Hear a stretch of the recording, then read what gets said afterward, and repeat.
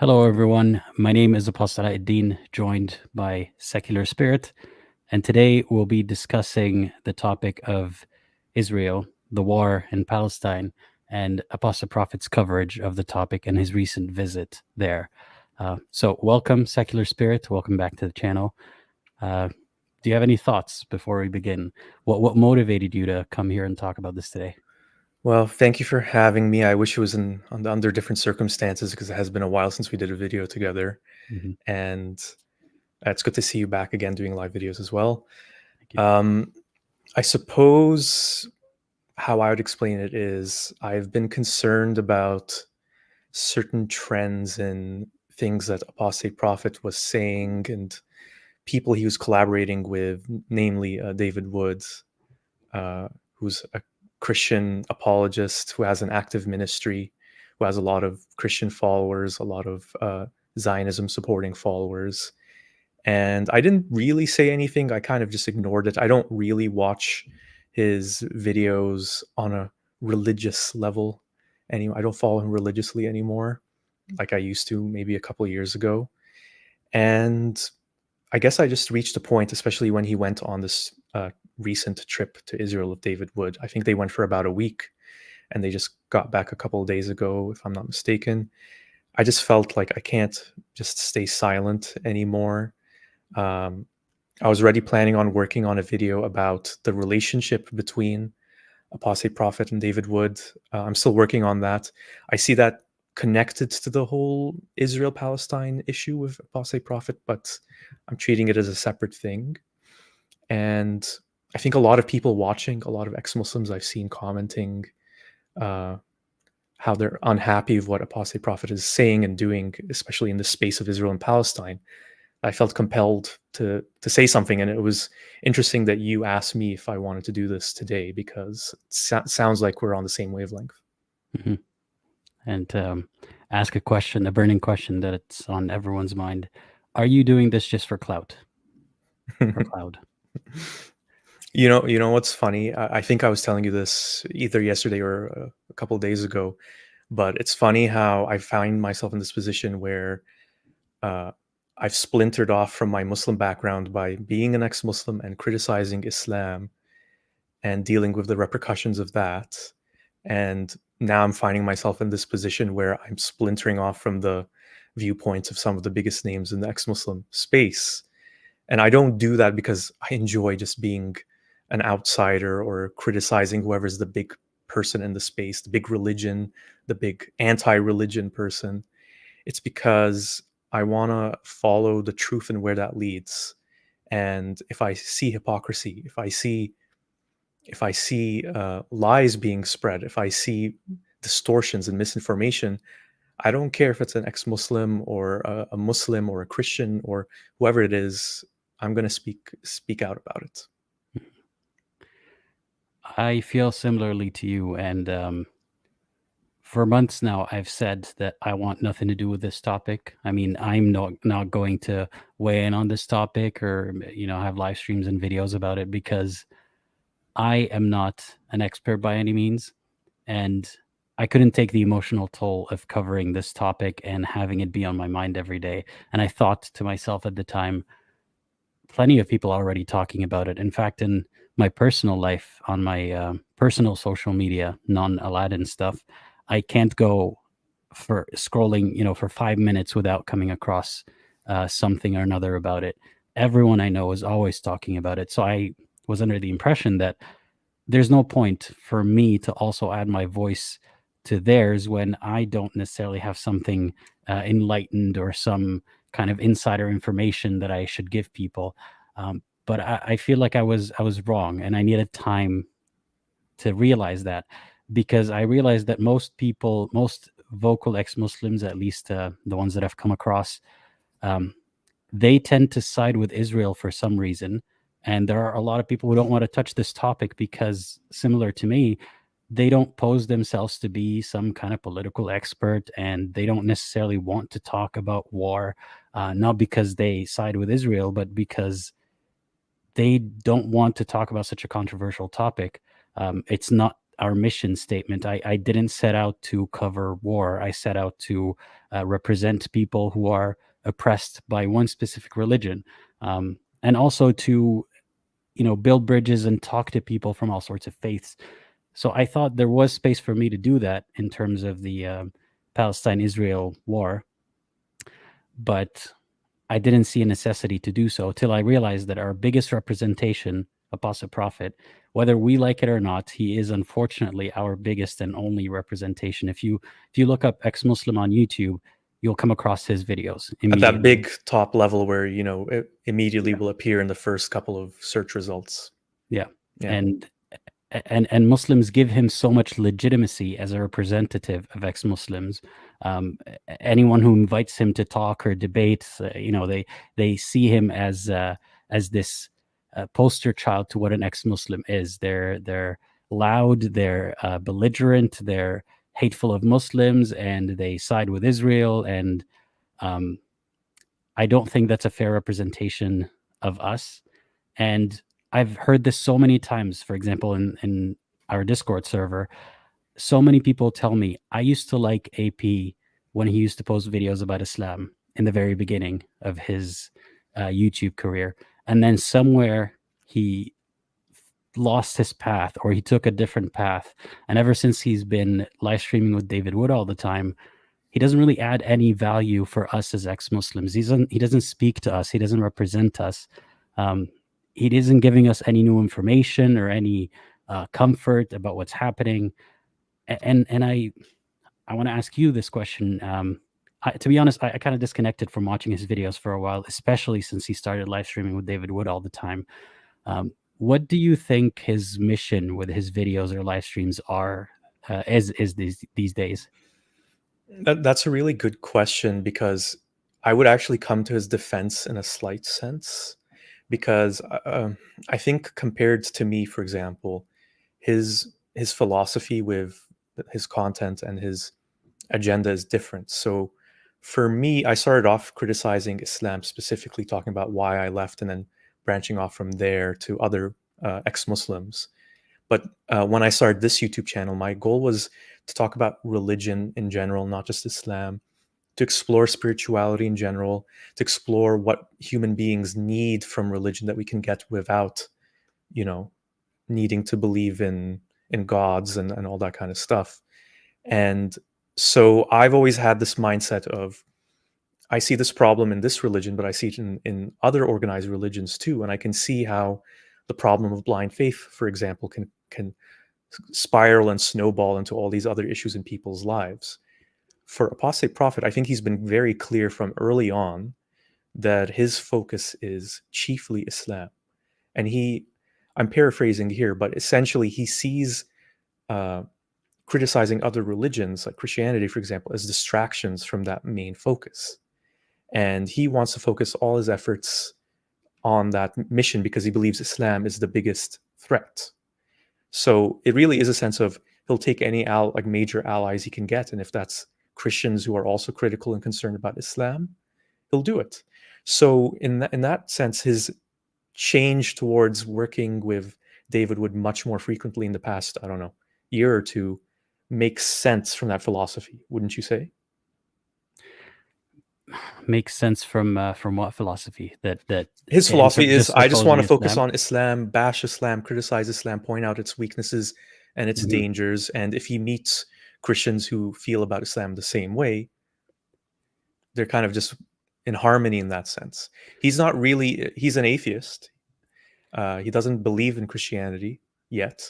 That's just a joke. That's what a lot of people who follow him and who comment are hoping he does convert to Christianity. But that joke aside, he's not as interested in criticizing Christianity. He doesn't see it as big of a problem. And that's where there's this philosophy difference between me and him, I would say. I mean, it started to irk me when I realized that now most of his audience isn't even ex-Muslims or Muslims. It's hard to tell, eh? Yeah. I think it's very easy to tell that most of them are not. I don't have the statistics, obviously. I would say a lot of them aren't. Yeah, for sure. A big chunk of his following.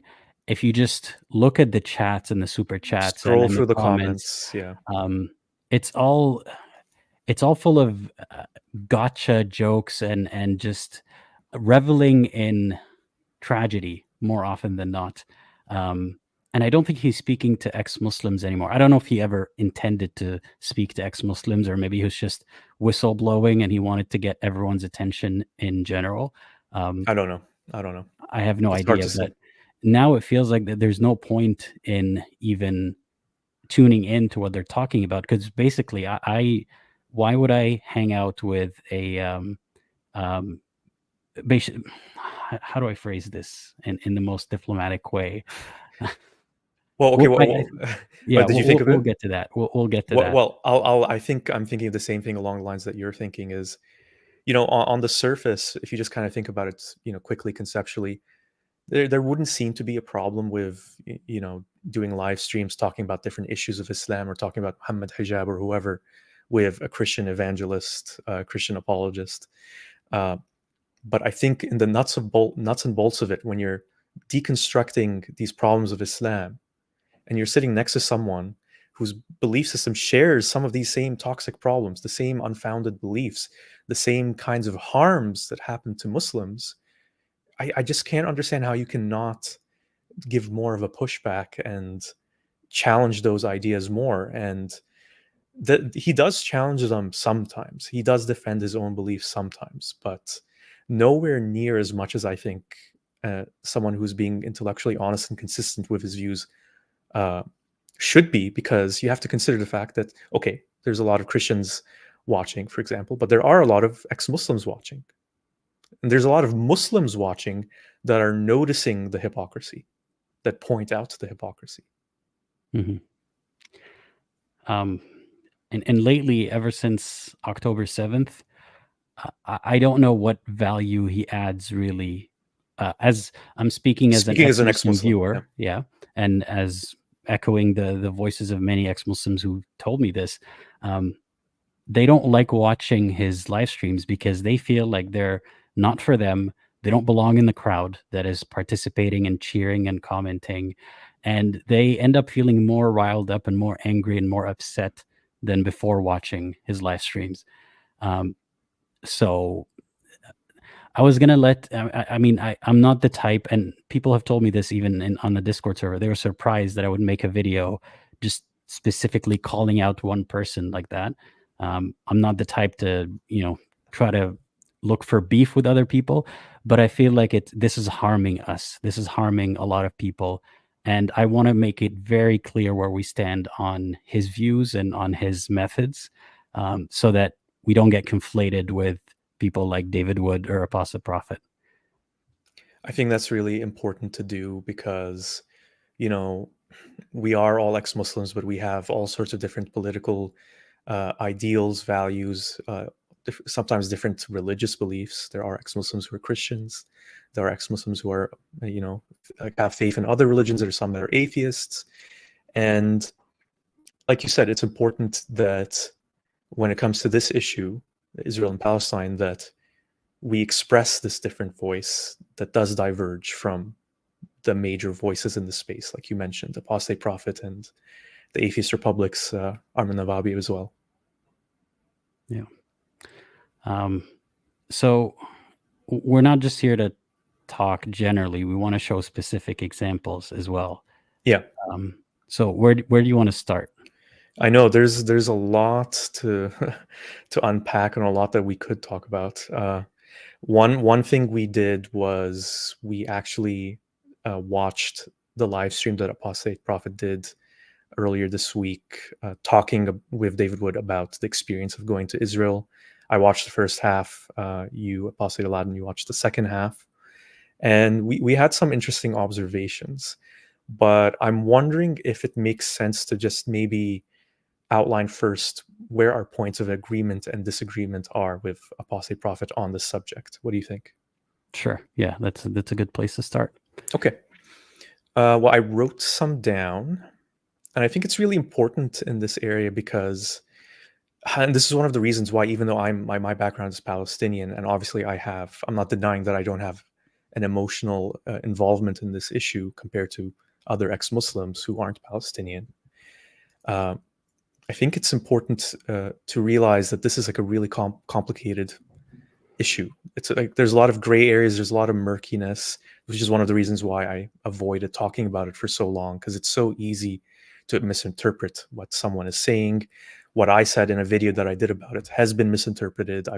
I've seen comments saying I said things that I didn't say, for example, even though I tried to be as explicit and clear with my own position. And so what I wanted to start with is just explain, I would say, are the points of agreement that I have with Apostate Prophet, generally speaking. Mhm. So I'm just pulling it up here. So I would say number one is, I think Israel should exist. I think Israel has a right to exist. So I don't advocate or call for the elimination of the state of Israel or wiping out Israel or anything like that. I do support a one-state solution, two-state solution. To me, it doesn't matter as long as it's something that improves the lives of everyday Palestinians and that they get more freedoms, more rights than they're getting right now. So the important thing to note here with this is this position of mine actually puts me against the position of a lot of Palestinians, whether inside Palestine or part of the diaspora that's outside of Palestine, scattered all over the world. I think it's important to acknowledge that there are a lot of Palestinians who want to see Israel destroyed. Like, that's a really important thing to acknowledge. And But non-Palestinians as well. Yeah. and non-Palestinians, a lot of Muslims want to see that as well, and that is not my position. Just to clarify, I don't want to see Israel destroyed. I think they have a right to exist, and I would add to that that for there to be any progress in the situation, like Palestinians and Muslims who are involved in this whole mess need to start with that as the foundation, because if you don't, then things are only going to get worse. I agree with you. And I think people who assume that the solution is for Israelis to give up all their land, or what people would say the land that didn't belong to them, or whatever you want to say, I don't think that's feasible. I don't think that's going to happen. And yeah, it's Israel has to exist. It already exists. It's not going to stop existing, no matter what people want at this point. So I agree with you there. Yeah, I think it's important to remember like the humanity of like the people involved in these situations. You know, we have multiple generations now of Israelis who've built a life there, and I think calling for those kinds of things, while it sounds, you know, on this PR propaganda level, you know, really motivating, there's like children, women, like people who were born into this, and to call for their destruction and their expulsion is just like, you're not going to start anything productive with that kind of mindset. And so that's a point of agreement I have with Apostate Prophet. The second thing is Islam within its core teachings, within the way it's been taught and spread for centuries, has hatred of Judaism and of the Jewish people within it. It's embedded within it. And that Islamic upbringing that a lot of Muslims have is a source, a major source of Muslim hatred towards Jewish people. That is something I agree with completely. Like Islam is a major source of that, and it's the way that a lot of Muslims, it's the method that a lot of Muslims are taught to hate all around the world, Jewish people in Israel. Agreed. Okay. Number three, I don't like Hamas. I dislike Hamas. I can't stand the values that the Islamist values that they support and propagate.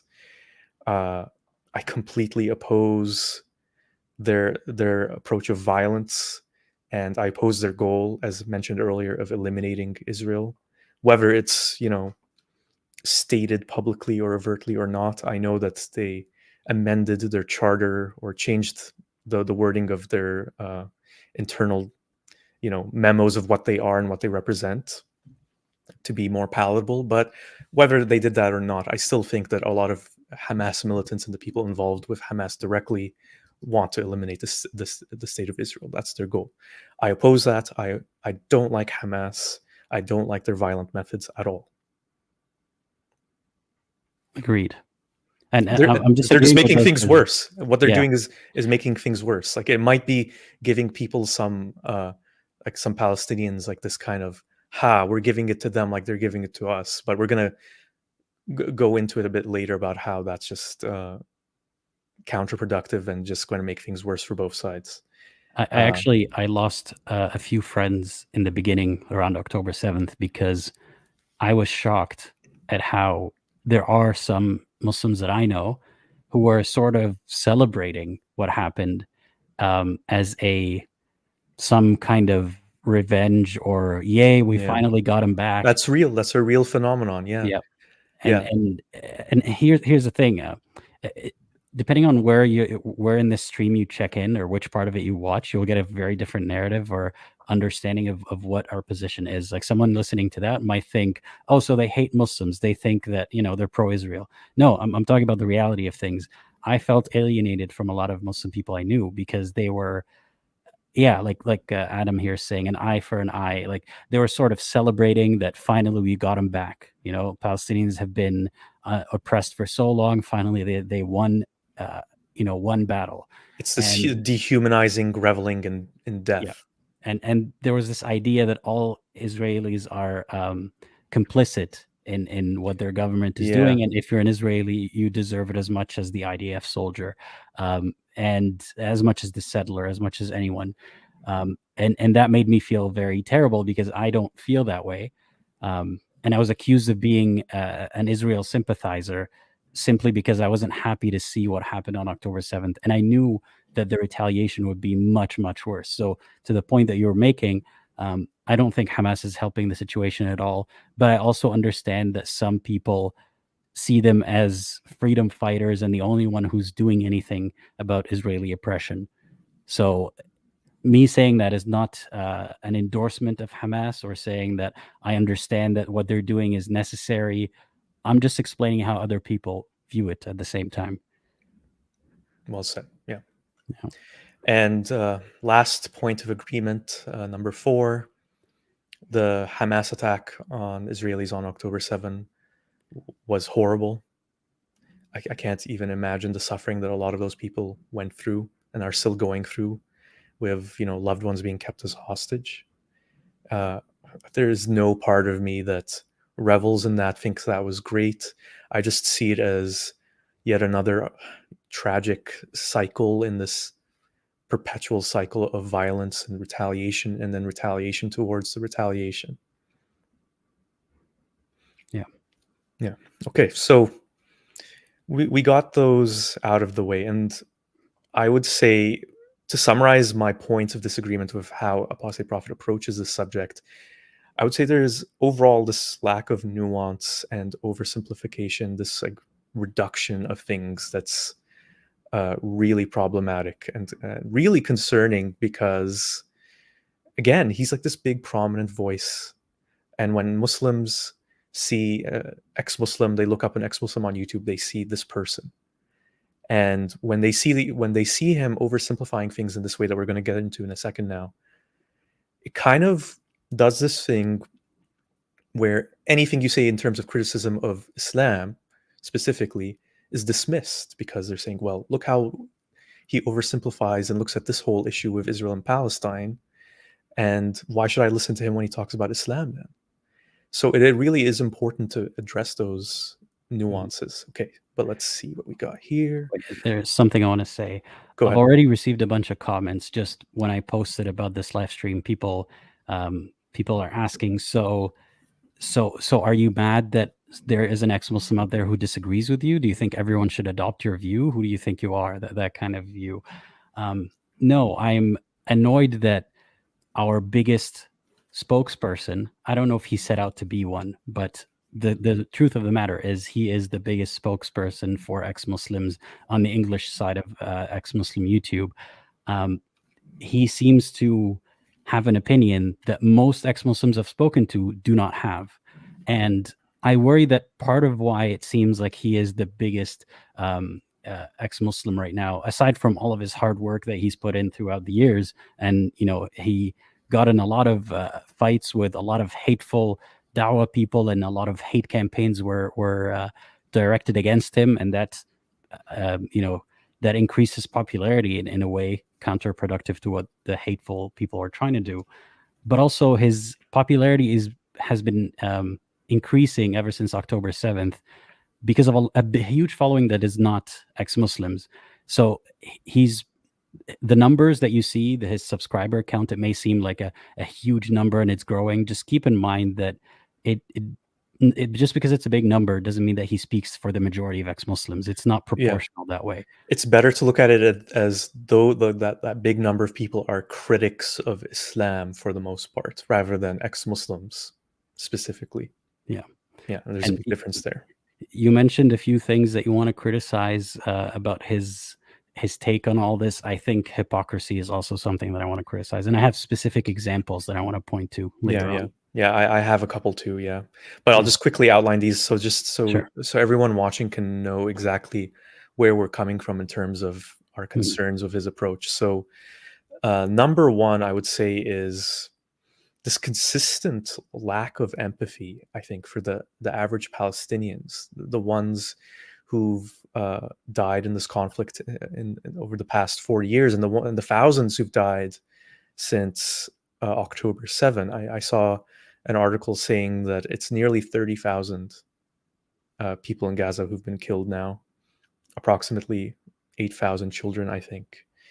And I'm not saying that he needs to focus all of his content on that, or make it prominent, but I feel like it needs to be addressed on a more consistent, regular basis. And we're going to get into this when we talk about the live stream we saw.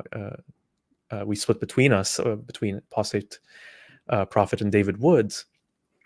In my half, I didn't see any mention of how awful it is that all these, Palestinian civilians, like women, children, are getting killed right now. They're hiding in bomb shelters, and that more of them are getting killed seemingly with every passing day.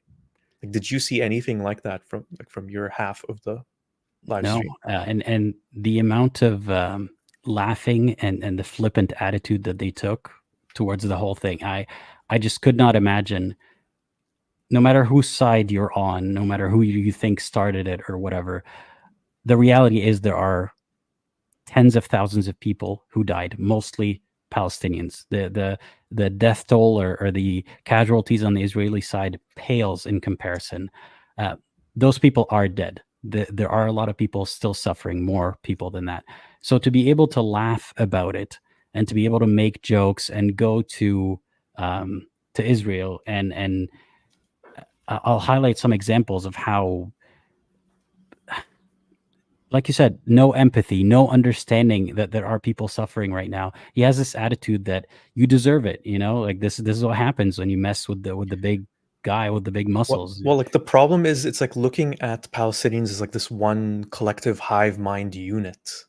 Like the Hamas militant who's firing rockets with the 10-year-old boy who just plays soccer or whatever and isn't involved in that kind of thing. They kind of see them as this one unit that's united by the hate of Islam. I'm not saying that he actually thinks that, but like, when you see what he says and how he behaves, it seems like it. And that's just not my opinion and yours. A lot of people have been telling me he sounds hateful. Like, he says, I don't hate Muslims, I don't hate Palestinians, and then he says something that is completely dismissive of their existence at all, and dismissive of their suffering and their deaths. And it just rubs me the wrong way. I mean, elephant in the room here. I think that his ongoing and increasingly close relationship with David Wood is rubbing off on him in a bad way. I mean, the guy is a known psychopath. He says that himself. He has no empathy, and you can tell from the way that he comments, that he jokes, that they're interacting. David Wood doesn't feel a shred of empathy for the Palestinians, and you can see AP adopting his language, adopting his attitude. And we'll show specific examples of that. But it is there's something cold-blooded about that man, and I'm surprised that people aren't picking up on it. Yeah, I'm not really sure because while I was doing my research, I was trying to figure out, like, he talked about his mental illness from his past. Mhm. I think if someone knows in the live chat can tell us what he was actually diagnosed with. I think it was antisocial personality disorder, and I'm not holding that against a person. And like, I mean, we've all had mental health issues in our past, and and it's usually outside of our control. But to your point, when you see like a lack of empathy, like, it does make you wonder: is it connected to that?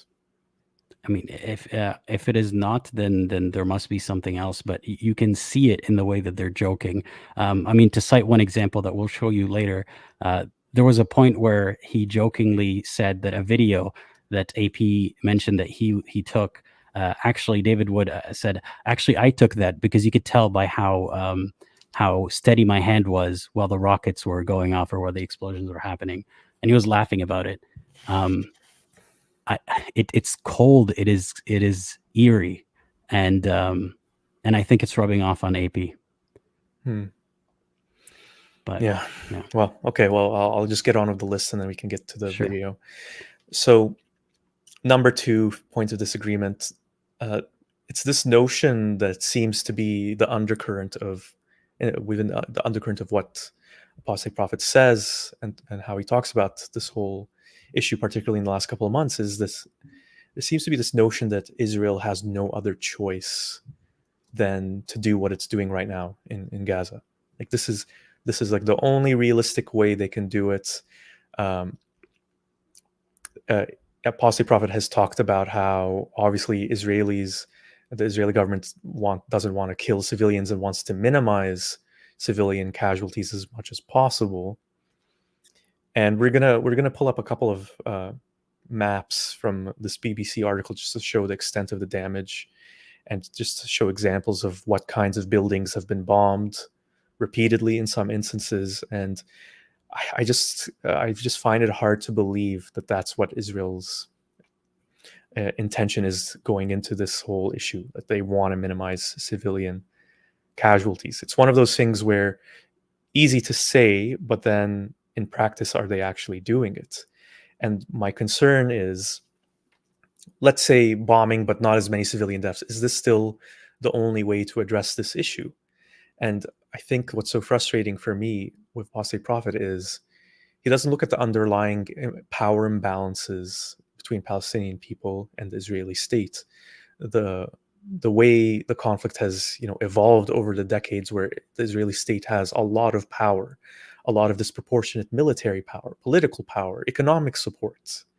And to say that, well, they're doing what they have to do, they were forced to do it, is like a gross oversimplification, where he'll even go and say, well, they moved out of Gaza and they let them do whatever they want. And what did they do? They elected a terrorist government and started firing rockets at Israel.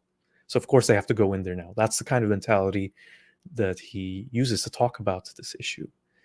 And any kind of notion that Gaza was, completely independent and left alone over the past 15 years is ridiculous if you really go into the details. And we can if there's time in this live stream, but it just doesn't really match the reality of what's going on there. And okay, number 3, I would say this is the key one for our purposes here, is the question of, why did Hamas attack Israelis? Why do a lot of Palestinians support Hamas? Because a lot of Palestinians do support Hamas. So my problem with Apostate Prophet is the answer begins and ends with Islam.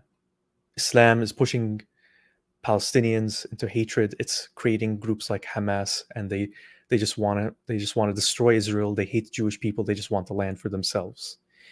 And this is where it gets kind of complicated, because there are elements of truth to this.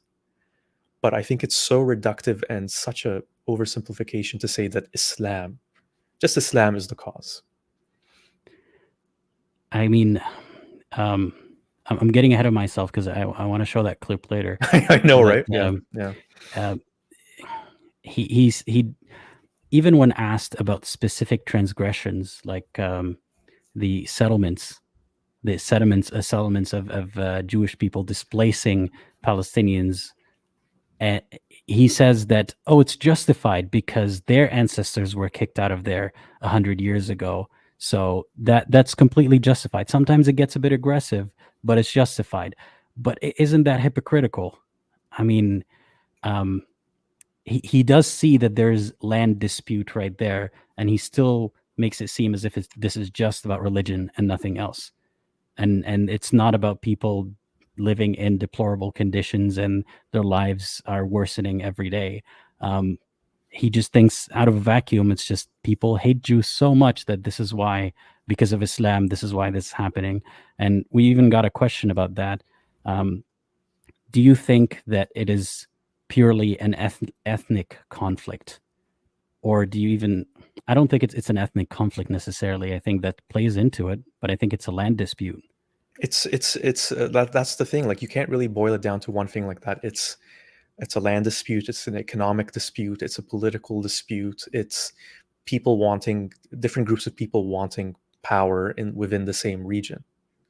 That's you have to consider all those variables, of which religion is only one. I'm saying this as an ex-Muslim. I'm not denying that Islam is a very big factor, but you can't ignore the other elements that go in here. There's like a few questions I would want to ask Apostate Prophet. I mean, think of that 10-year-old boy growing up in Gaza, the hypothetical Gazan boy that I'm talking about. His hatred of Israel isn't because he's Muslim. It's funneled through his Muslim identity and through the things that he's being taught. But the core source, the emotional source of his hatred, is seeing Israel bombing his family, destroying his home, killing his family members. We have to keep that kind of thing in mind. I have a family friend who's Christian, and he's from Gaza, and he has Christian relatives in Gaza right now who are hiding in bomb shelters. This isn't just a simple thing of Islam and the Jewish state of Israel. I have family members who hate Hamas like I do, who oppose their Islamist values, and the point where we diverge is those family members still admire and support what Hamas is doing. Why is that? How can someone who's a Palestinian who doesn't practice Islam, is opposed to Islam, is opposed to Hamas's values, and yet still admires Hamas for what they're doing? Consider those kinds of questions. Because in the end, the problem is that what Israel is doing right now, what it's been doing for decades, is it's actually feeding extreme Islamism. It's creating groups like Hamas. Because this is something you and I have both talked about, how when you have no hope in your life, when you're desperate for comfort, for some kind of meaning to the suffering that's happening to you, this is where religions like Islam come in, like a virus, like a parasite, to give you that sense of hope, that sense of meaning, and that's how it seeps into you. And when you're creating those kinds of conditions for Palestinians, like Israel is doing, you're creating a breeding ground where extremist Islamism is only going to grow. And so the question becomes, how much of a role does Israel play in this then, in this whole narrative? And that seems to be something that's being neglected by Apostate Prophet. I think there's just room in this issue, the Palestine-Israel issue. You can criticize Islam, but you can see that this isn't as simple as Israel fighting Islam. And someone like Apostle Prophet can understand that, or can claim that Israel has no choice but to flatten cities, and just they have to get to every single Hamas terrorist there is. They just have no choice. But on the other hand, he can't understand that people support Hamas because they see that they have no choice. It's a similar kind of logic there. If you can rationalize why there are Israelis who are behind what the IDF is doing, and they support it because they see that this is their way of self-defense, can you not understand that there are people who their only hope for any sort of defense is Hamas? I mean, there are so many videos out there of Palestinians being kicked out of their land within full view of the Israeli army, just watching the settlers push them, kick them, shoot them sometimes, kick them out of their house. And who's standing up for them? Can you not understand that then Hamas seems like a better option than nothing? Yeah. I mean, the thing that's so frustrating about this too is I've seen David Wood and Apostate Prophet talk about the arguments that in particular I just presented, and I just remember David Wood being so dismissive of it. Yeah, it's social economic issues. No, it's not. It's Islam. And that kind of mentality is the problem, because this is the frustrating thing. They know the nuances, or they've heard these arguments about the nuances. They just don't want to listen to them. They see them as smokescreens or excuses or rationalizations to take the heat off of Islam, in a sense. And you see comments like these saying, actions have consequences. It's simple. I mean, by that logic, I mean, at least 30,000 Palestinians have died so far. Most of them, I'm assuming, are not Hamas members. Should then multiples of that number die in Israel as a consequence because, actions have consequences? I don't think that's how it's supposed to work. I mean, even in the comments here, you see a lot of people saying, and by the way, a lot of the commenters here, I don't recognize. I think that's a crowd that is curious. They're new to the channel and they're curious about this topic. There's a lot of opinions here that Israel has no choice. Their hands are tied. What are they supposed to do? They just have to kill tens of thousands of people. So we discussed this briefly, and if my understanding is correct, and correct me in the comments if I'm wrong, but so far hostage negotiation has only worked in exchange for other hostages, in exchange for Palestinian prisoners who were detained without any charge or any chance for actually facing a judge. That is how hostages were exchanged. So the bombing isn't helping bringing the hostages home. And it's not some kind of, actions have consequences. Well, it seems like people are, even if it is true that Israel just has no choice but to do this, people seem to be enjoying that. They don't seem to be hurt by it or upset by it, or they don't seem to be losing any sleep over the fact that a lot of people are dying, because they presume that, those people deserved it. They shouldn't have been in an area where Hamas was. They shouldn't have voted for Hamas. They shouldn't have voted for Hamas. Yeah, they shouldn't have been Palestinian. And that is what terrifies me. The level of praise that AP and David Wood had for Israel, not one criticism. It was all praise. So you're telling me 30,000 people died and there's not a single criticism. There's nothing that Israel did wrong. I refuse to believe that.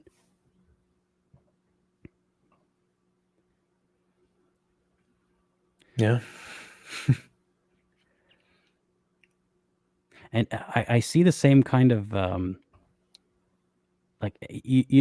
America, there's this phenomenon of people who sort of worship the military and they love the violence. They love this idea of actions have consequences. And when they see someone getting shot, for example, by the police, they think, they shouldn't have done the crime. Well, that's just what happens. I feel like a lot of that crowd, and I could be wrong, but a lot of that crowd is happy right now.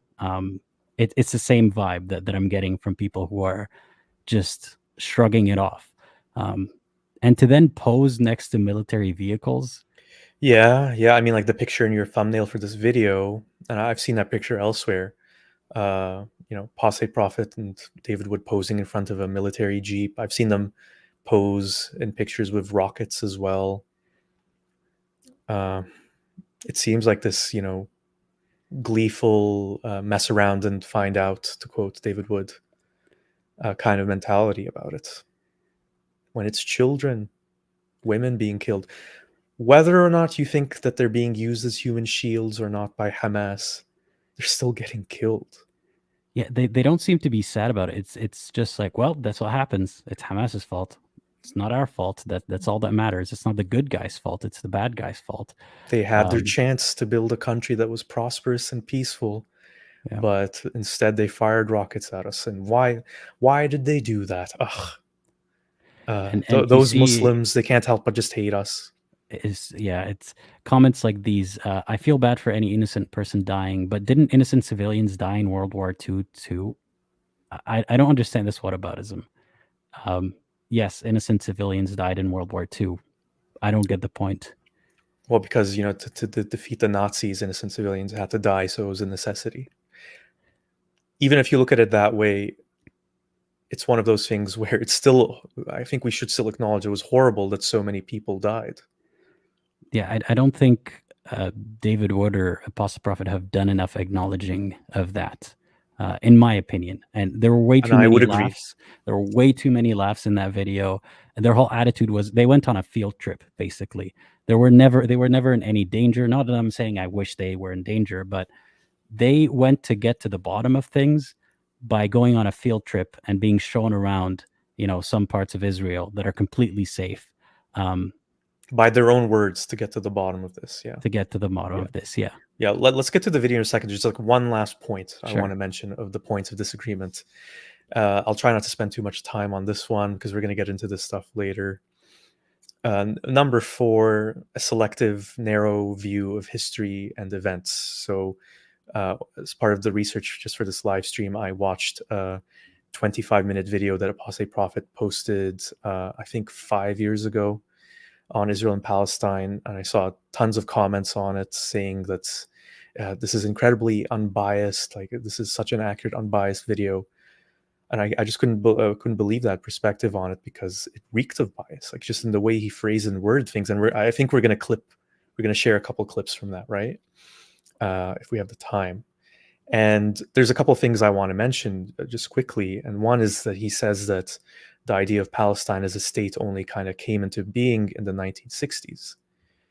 I know from my own personal family experience, I have a grandfather born in 1925 who was part of this whole class of Palestinians who went to the UK to get educated to become civil servants and bureaucrats with the hopes of having self-determination as a Palestinian state. I'm talking about this happening in the 30s and 40s. That whole generation of Palestinians who lived in modern day Israel, Palestine, were hoping to have a Palestinian state. So I'm not denying that there were external influences that were trying to get in there as well, that there were deals being done by the British with other parties within the Muslim Arab world. But that still remains a thing that the Palestinian Arabs, the ones who lived in that region, wanted self-determination. And I could go on and on about other inaccuracies that I saw. I think another thing to mention, and then we can move on, is his claim that if you're an Arab, you have the same rights as an Israeli in Israel, and that's just not true. There's a difference between being an Israeli citizen and an Israeli national. The nationals can only be Jewish people, based on my understanding. So there's a lot of Arab Israelis that don't have the full same rights as Jewish Israelis do.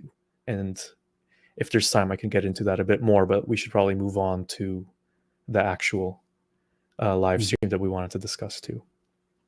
Oh, there's one comment I want to read before we get to that. What do you think of this sort of mentality that they were offered a solution and they were offered and they refused? I mean, in this example, we're talking about 1947. Who's they? Is anyone who died today one of the 30,000 people? Did they have anything to do with the offer in 1947 that you claim? It's viewing all these people as one group. They did this, they chose that, so they deserve it. I don't think that's representative of what's actually happening. And the question too for those kinds of things is like, okay, so they rejected it. You have to look into why they rejected it. Like, what were their reasons, their motivations for rejecting it? And if you go to that level of the argument, you're going to hear things like, oh, well, they just hated Jewish people and wanted all Jewish people expelled. But the 1947 one, coincidentally, I did look into it. So it was a UN recommendation to partition the region of Palestine into a Jewish state, an Arab state, and then Jerusalem would have international control. And the divide was basically 55% of the territory would be Jewish, 45% Arab. But the population if we want to just talk about the population breakdown, Jewish people were about 30% of the population, and Palestinians were around 70%. So it was this proposition to have a disproportionate amount of land for the size of their population, if you want to just look at it at this very basic fundamental level.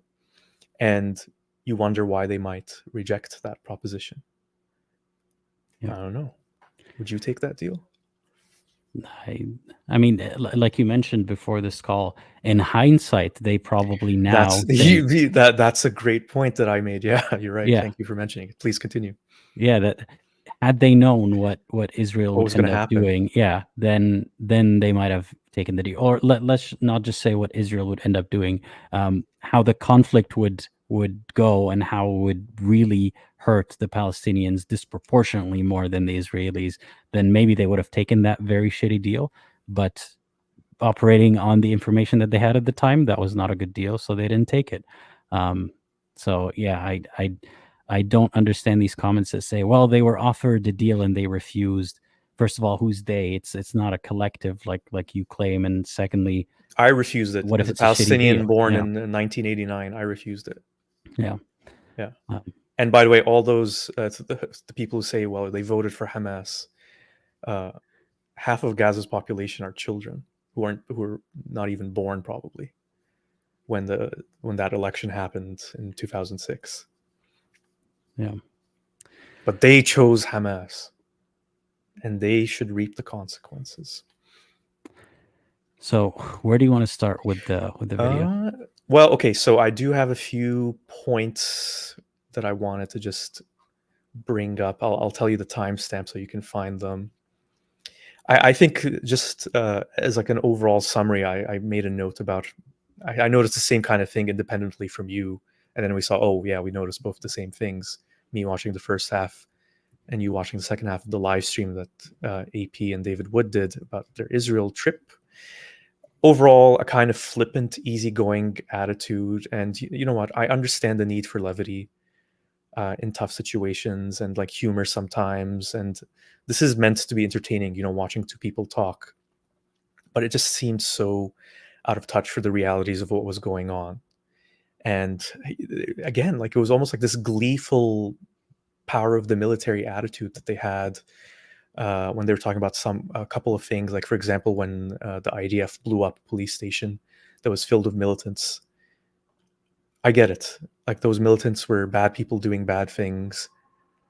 They were still murdered. Like these are real people with loved ones, with families that were blown up. If you don't want to use the word murdered, killed, blown up, and it's not something to be taken lightly. These are still human beings. Whether or not you think they're evil or not, they're still human beings. I can understand dehumanizing a terrorist, even though I don't feel that way. Totally understandable. Doesn't mean that we should do it. At least that sort of makes sense, but they're also dehumanizing everyone else that died at the same time. That was, murdered in the conflict. This is something that I struggled with when I faced opposition when I first started this channel. The amount of hatred that I've received from a lot of religious people, namely Muslims, because I talk about Islam. And when I do talk about Christianity, I get hate, but not to the same extent, to be honest. And I would think to myself, why am I incapable of hating those people, including people who would tell me, if only I could get to you, I would kill you. And I still couldn't quite hate those people. This is going to sound controversial, but I don't hate the terrorists either, because I understand the human condition. I understand that for there are a lot of factors that lead someone into becoming who they are, including people like David Wood, an apostate prophet, including people who call for the deaths of all Palestinians. Everyone became who they are because of their life circumstances, because of decisions they made along the way, because of their upbringing. It's hard to dismiss someone as just worthless if you understand that nobody really has free will. No one chooses who they become as a person. I think we make some choices in our life, but I think a lot of it has to do with our circumstances. And if you can empathize with someone who is born in a war zone, maybe there's a chance they would understand that a lot of civilians as well have died, and they don't deserve that. But I didn't get any empathy from that live stream. Yeah. You don't I mean, need to like or support or condone what someone is doing when you empathize with them. It's a matter of understanding, and if you don't have that understanding, then you're going to keep dehumanizing them and seeing them as just this instrument of destruction. For example, if you're talking about Hamas militant. There's something that I want to address. That there's a lot of reminders. I wanted to save this for later, but we'll talk about it now. All the time I see the R word being thrown around, sexual assault. And I see it used as some kind of gotcha. Like, well, what about on October 7th? Didn't Hamas assault women? I don't know. I wasn't there. But I'll go with allegedly, yes, they did. I feel like the people bringing this up don't even care, including Apostle Prophet and David Wood. The amount of times that they mentioned rape flippantly, I don't think they care about the Israelis who were allegedly raped. If you do care, you don't see it as some kind of well, they raped them, so they deserve it. You would care a bit more about the way that you're bringing up the topic. You wouldn't just throw it around like a gotcha. And You mean in the second half of the video, the live stream, you notice them doing that? I noticed that elsewhere? in the comments. I noticed that among them as well, and the super chats that they were reading, and comments right here telling me, so what about Hamas? Didn't they rape this and rape that? And I don't know if people saying that are actually concerned about those who were assaulted, allegedly, or they just want to use it as some kind of point scoring method. Like, these people are bad. They did this bad thing. I don't know. I don't know if you get where I'm coming from. Yeah, no, I do, because like this is kind of the problem that we're talking about. Neither of us are supporting Hamas. Like I explicitly said that I don't like what Hamas is doing and I oppose their violence. My whole point is we need to ask the question of why did Hamas do this? So we can get to the root of the problem, and just saying, oh, it was Islam, is stopping short and not really examining the full spectrum of factors that would lead someone to do such a horrible thing as rape someone else. And by the way, this extends beyond just Hamas. I think that's something that we need to consider when we look at, the criminal justice system in general, and just in how we treat other human beings. Yeah. But yeah, I have the timestamp for the first thing I wanted to just share with everybody. Do you want me to put that on the screen? Yeah, please, if you can. Sure. What's the timestamp? If you can go right precisely at the hour mark. The 1 hour mark? Yeah, the 1 hour mark. Sure. Okay. Tell us if the audio works. Show me a channel. Of course, she's expecting that we're some pop stuff. Is it or working? something. And I open my YouTube channel. Prank channels or something like that, because then all the waitresses gather around us like we're super hot stuff. I think this is right. Let's let them just talk for a bit. I think this is right. Okay. I'll slow it down a bit. Joy Islam, and then they're like, oh, okay, yeah. Okay, cool. Okay. Not interesting. But the one, she was actually taking down our channels and stuff like that. Oh yeah. But we're talking to an Israeli there, like regular Israeli, so regular Israeli waitress, and she goes, "So what do you guys think about the conflict?" And I say what I always say. I say, "Well, I think Israel should be much harsher." And do you know what she says? An Israeli person, an average, regular, young Israeli person. What she says to me is, "Well, I don't know. I think that we did a lot of wrong against the Arab population, and I think that of course they have a reason to fight, and we should acknowledge that." And she just goes down that path, and I'm thinking, what in the world is this? And she also said that she goes every single week to protest against Israeli settlements in the West Bank. Yeah. So yeah, she says she's at the protests every week, and yeah. So we're just giving her some info on how to follow our discussions. And then I noticed after talking to her, and I tried not to argue too much. I just said, you should check out this video and this video, like it will inform you on this matter. But then it turns out that as we go around and we speak to more Israelis, lots of Israelis are very much like Europeans in the way that they are extremely charitable toward the other side and have a lot of self-criticism and think, oh, it's probably not about Islam. It's probably not, the Islam issue. It's probably not, as simple as it seems. We should correct ourselves and this and that. Meanwhile, the world is blasting them. Meanwhile, the terrorists on the other side dream of exterminating them. And these guys in Israel have this view, think like Germans, for example. And it's quite interesting to see. Like, on one hand, I admire how much they have self-criticism and how much they don't hate the other side. On the other hand, I'm thinking, dude, these guys want to overrun and eradicate you. Yeah.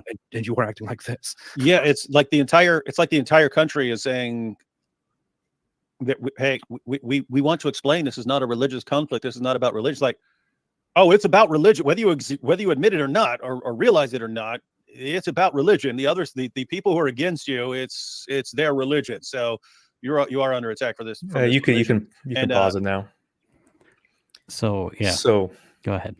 No, I mean, I already watched it, so curious to hear your thoughts watching it for the first time. So yeah, I didn't watch that part before. Yeah. So this waitress that they claim that they met, who tells them she understands that why Arabs are fighting back, and she understands that there were a lot of wrongdoings by the Israelis against the Arabs. They're dismissing her, and they're saying, no, you don't understand. This is a religious conflict. No, despite what you're saying, despite what your lived experience, we, the two Americans, the outsiders, no, and they came to uncover the truth.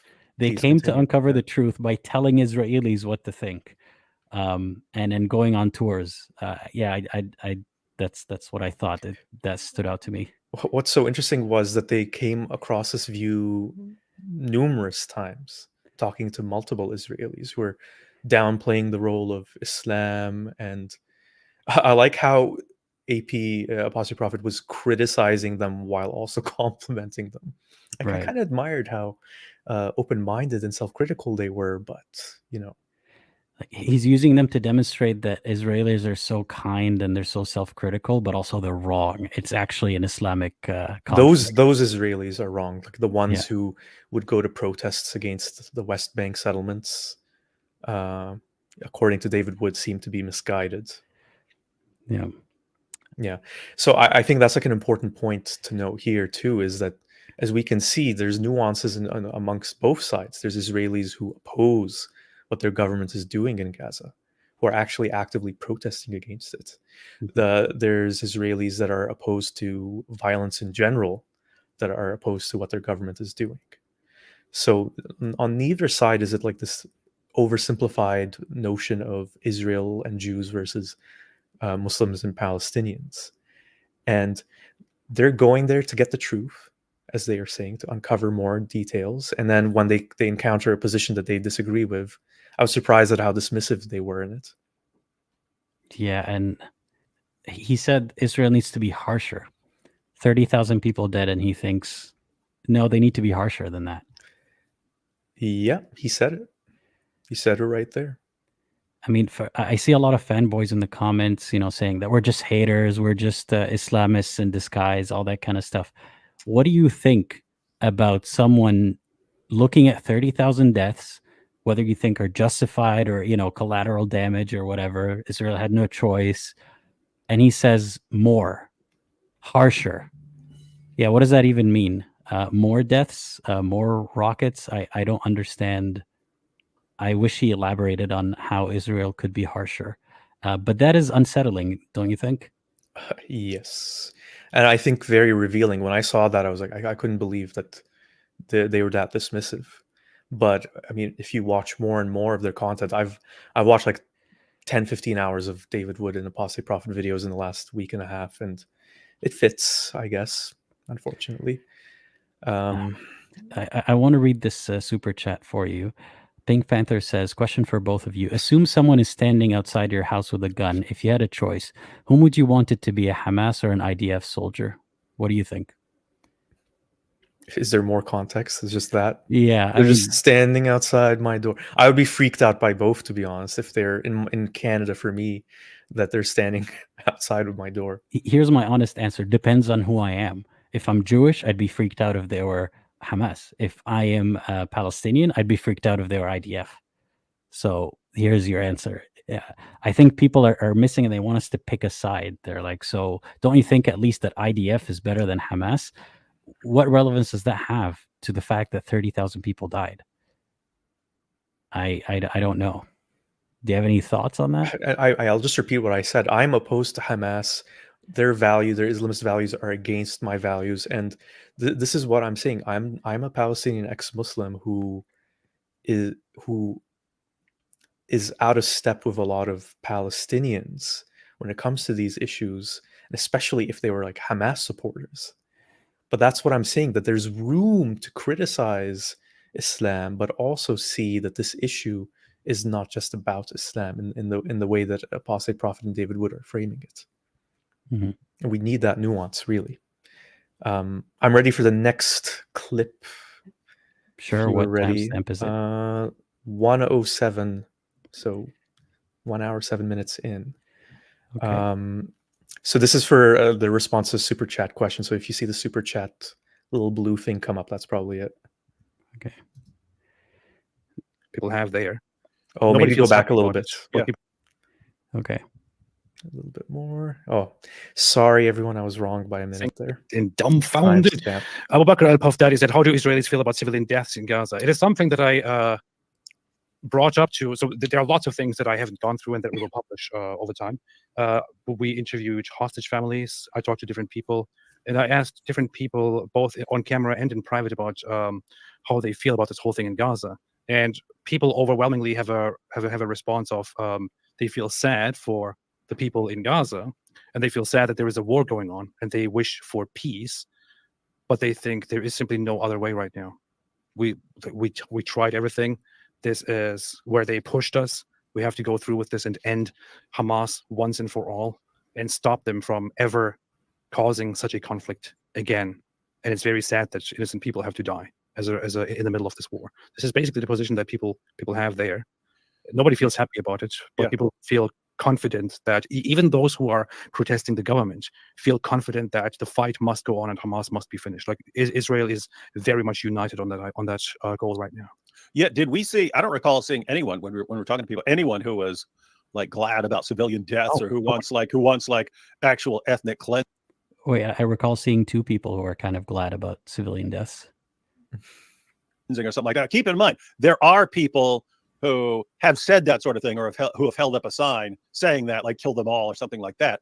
And it's just one of the biggest things is that people will zero in and focus on any random Jew, even if that Jew goes against the overwhelming majority of the population. They'll say, you see, this is what the Jews think. Yeah. And it's the opposite. And I pointed this out on several occasions during the trip in various videos. And so it's the opposite of what we're told with Islam. With Islam, it doesn't matter how many terrorist attacks there are. It doesn't matter how many terrorist groups there are. It doesn't matter how many Boko Harams and Al-Shabaabs and Hezbollahs and Hamas's and Al-Qaeda's and ISIS and Taliban. It doesn't matter how many groups around the world start coming to very similar conclusions about what they're supposed to do. You're not supposed to associate this with any Muslim who is not committing a terrorist attack. And I agree. Not all Muslims share those views. So yes, don't say all Muslims think this. But suddenly, the moment we're talking about Jews, look, this Jew held up a sign that said, kill them all. Therefore, that's what you can say about all Jews. Every rule that we're taught about. You can pause it. I think that's everything I wanted to show people. I mean, he, like, that last thing, he does make a good point, that just because you see a few Jewish people or Israelis saying kill them all doesn't mean that's what they all believe. But what did you think of their handling of that question? I mean, I think it's he says that I haven't met anyone who's enjoying civilian deaths, but I mean, they kind of are, aren't they? I mean, they don't directly say I'm happy that civilians are dying, but they also say stuff like, well, mess around and find out, or this is what you get. I feel like that's sort of enjoying civilian deaths or minimizing them. It's double speak, don't you think? Yeah. I mean, in the instances where people are doing that, for sure. This is my problem with the whole, well, it's sad, but they forced us, and it's unfortunate that this had to be the way, but it's the only way. I think what a lot of Israelis aren't realizing in this kind of instance is that what they're doing right now is creating another Hamas. Like, see, this is the thing where if you only look at the surface level, you're missing the foundational problems here. The problem is not Hamas. Hamas is like a symptom. It's a manifestation of what's been going on between the Israeli and Palestinian peoples for decades now. If you get rid of Hamas's leaders, if you imprison, decimate all of their militants, that doesn't matter, because what Israel has been doing in Gaza has affirmed Palestinians' worst, most negative views of the state of Israel. And there's going to be more groups like Hamas. Hamas will reemerge in some other form. There's other Islamist groups in Gaza besides Hamas, and maybe one of them will rise to power. So this whole idea, well, we have to do this and we're going to eliminate them so this doesn't happen again, it's just perpetuating the same cycle. Yeah, I don't know if I have anything to add to that. And it's people dying. Yeah. I mean, what good is it to be sad about people dying if you think that it's for the right thing or that it's justified? Yeah. I don't know. Next thing, I only have a couple more things. I guess I just had a note here, just overall. So I think they're still planning on rolling out more videos of their trip. But from what I've seen so far, and someone in the live chat can correct me if I've missed something, but I've seen Apostate Prophet talking to or attending an IDF recruiting ceremony, visiting an Israeli cemetery where victims of the October 7 attack were buried. He's interviewed someone who's a survivor of the October 7 attack, who lost her husband. I think you mentioned that video.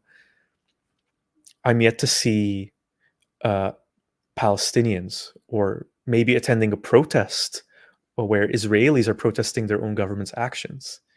Wouldn't it be interesting to talk to those kinds of people to get more of a well-rounded, full perspective on things, even if you disagree with them? Yeah, I agree.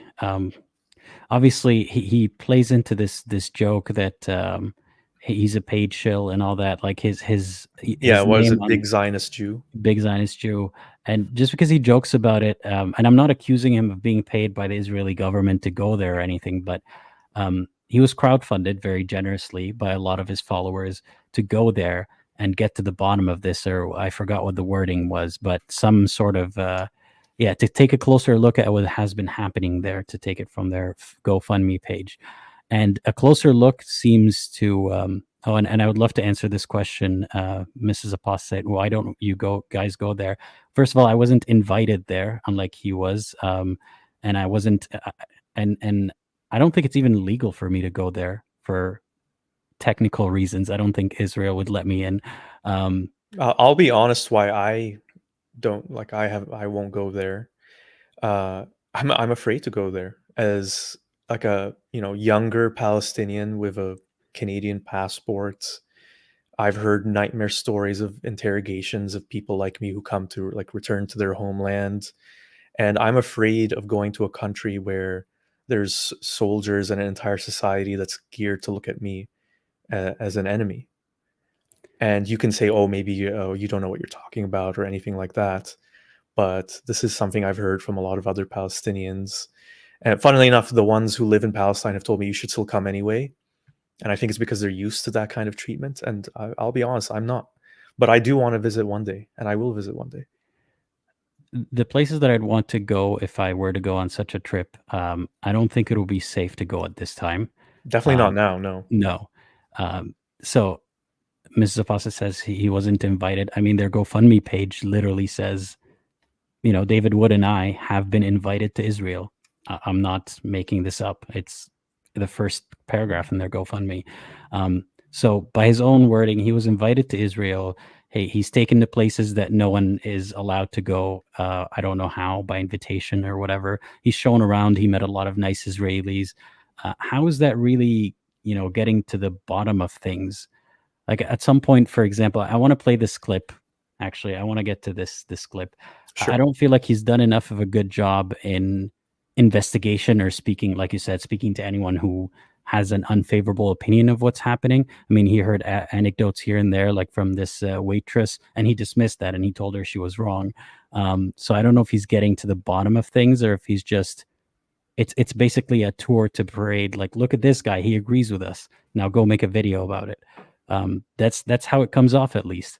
I'll play this clip because I have some stuff to say about this. Let's listen to this part. This is one of the most. Oh no, this is not it. Hold up. This is one of the most important videos that I took there. So this woman is this is from Kibbutz Kisofim. You can look that place up. It was targeted. I took that video. Okay, fine. You took that video. You recorded this video, and you can tell because when stuff is exploding, the hand doesn't shake. Oh yeah, that's true. That's true. So I don't know. I want to highlight that part. This rubs me the wrong way. They heard explosions in the background, and David Wood is laughing about how, look, my hand wasn't shaking. That's how you know I took this video. They don't seem to be taking this seriously. I don't know about AP, but David Wood doesn't seem to be taking this very seriously at all. I actually shared the location when we were there, and it's like it's right at the Gaza border. In fact, you can see it here. It is known as the Kisofim massacre, and you can see right here. It is located. Wait, why is there? Okay, it's shown here. It's right at the border here, right at the border of Gaza. That's the place. It was one of the first places that were attacked by Hamas on October 7th. They killed a bunch of people there and took others hostage. And so this woman is the wife of the guy who was in charge of security in this kibbutz, in this community, and he was killed. He made sure to protect everyone, sacrificed himself, and he was killed by Hamas that day. And she was here to tell the whole story, to explain everything that happened. It was very nice to answer my questions and tell us more than ever. But one very dramatic aspect of it is that as we were here, we heard very loud, very massive explosions in Gaza, which is very close to us. We are here, David. You know, right? So you could feel the shock. You could feel the shockwaves. We are vibrating whenever it happens. And here's one of those moments, for example. This is very dramatic. The real thing that go outside. So all I do is just be with my daughter. This is the reality there. That's the reality. So, and what I thought.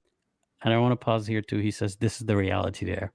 The reality is that they're both safely standing there listening to the explosions.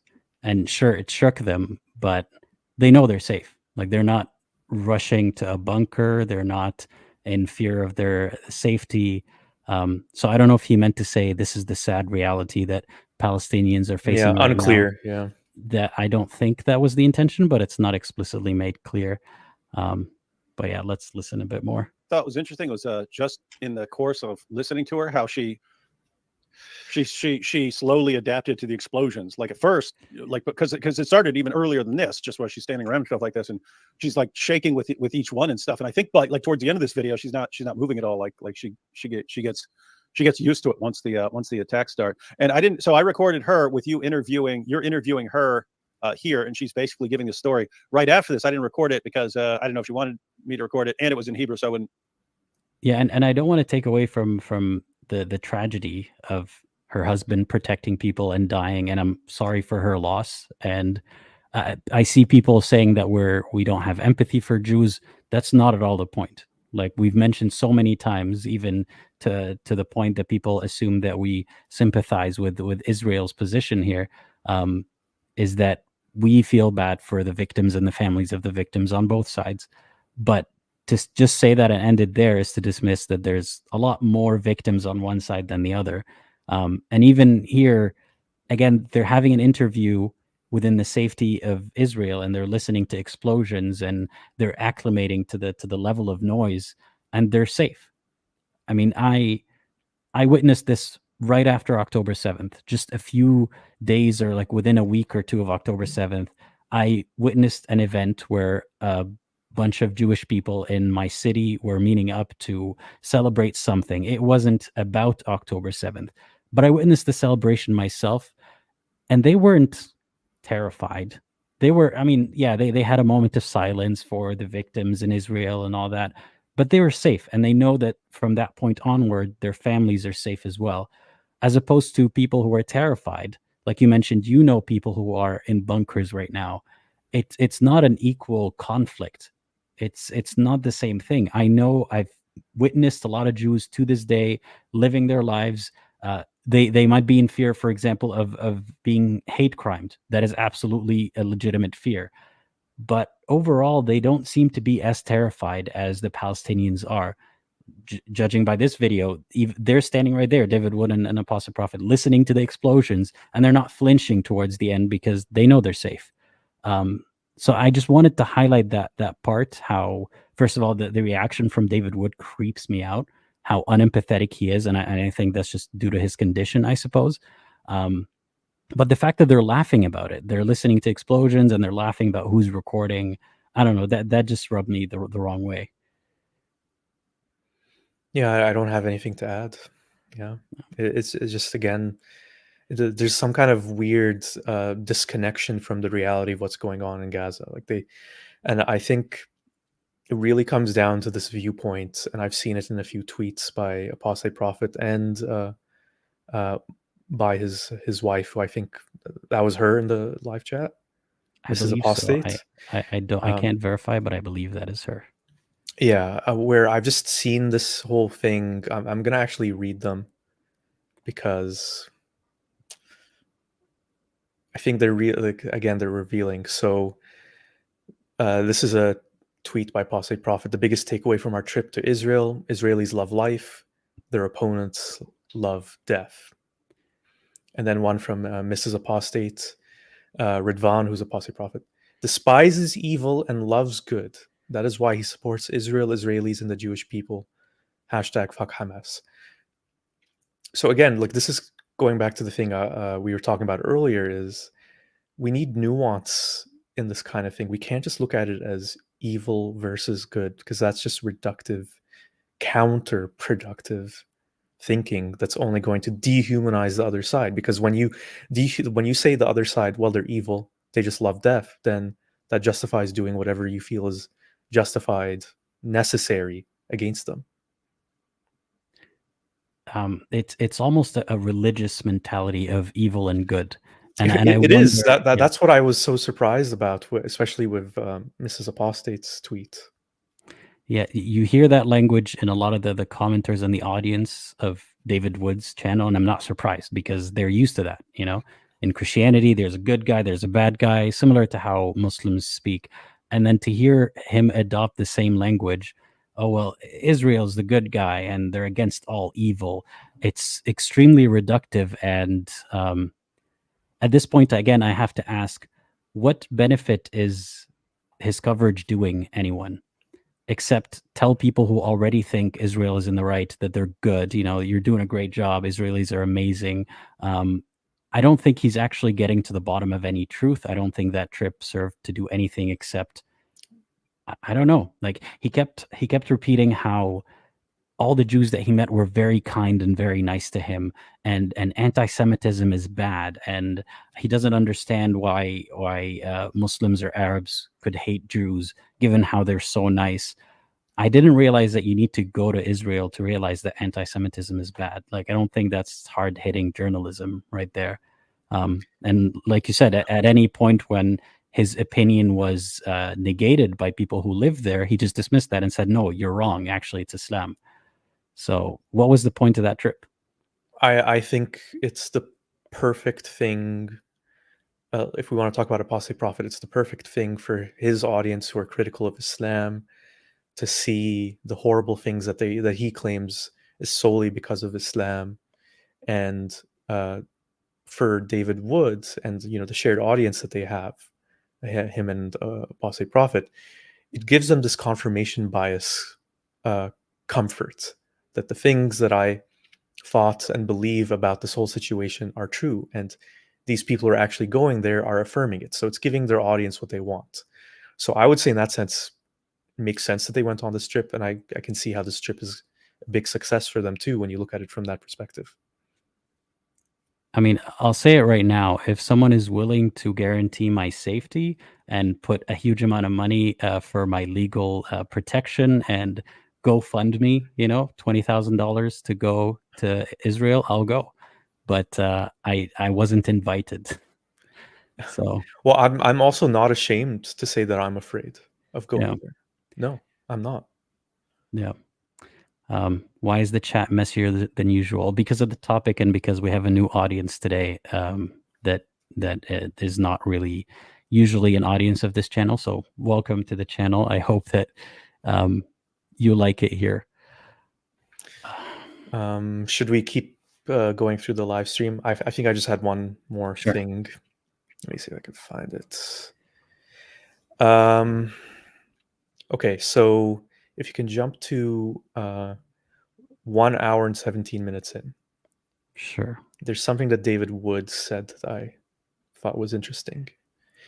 At some point in the first 2 hours, Apostate Prophet talks, I didn't timestamp this, but he talks about how he walked through the Muslim quarter in East Jerusalem to do a video at one point. And I thought that was so revealing. He was kind of laughing about how he's talking about leaving Islam and ex-Muslims surrounded by Muslims as he's walking through the neighborhood. And I just felt that it was like a really apt scenario to just show his mentality, that the Muslims that he came into close quarters with were just background to his video, to his content. They're not people that he would engage with, people he would ask, because he's already settled his mind on anything they would say. He already knows exactly what their motivations are, so they're just background for his video. Anyway, which Hamas had, let's listen. which would lead Gaza into whatever direction they want, including terrorism and all that. They gave Gaza the chance to self-govern. Gaza messed it up as soon as they had the chance, and it's over. It's not going to happen anymore. I think it was Netanyahu who said, we will do something completely different. There will be no more Hamas is done, no more Fatah is done. This is done. We will never again tolerate something like this. That's it. So Hamas is going to be crushed. Gaza is going to be taken over by Israel, because they're not going to allow them to pick their own leaders anymore, because the last time they let them pick their own leaders, they went with Hamas. So it's just going to be interesting to watch, because you've got all these student protests every week all over the planet right now, and Israel's not listening to them. So guys, what happens once Hamas is completely crushed and Gaza has been taken over, and all these Dawa clowns who've been running their mouths nonstop, and they realize you did not help anyone. You did not help any of your. You helped yourselves. You helped yourselves by getting clicks and likes and so on your stuff you're posting. You did not help anyone in Gaza at all. In fact, I have to say, I mean, these guys, all these Dawa guys, these guys have blood on their hands. They encourage them. They encourage the people of Gaza. Hey, go out and fight, guys. Yeah, go out and keep fighting these Jews. Yeah, go ahead, keep launching these attacks. Wow, you're heroes. Oh yeah, you're getting blown up in return. But yeah, just keep going, guys. We're safe here in the UK, running our mouths, getting our clicks and likes. But you guys keep going out and dying for this stuff. Bunch of scumbags. That is very, very funny. A gay P.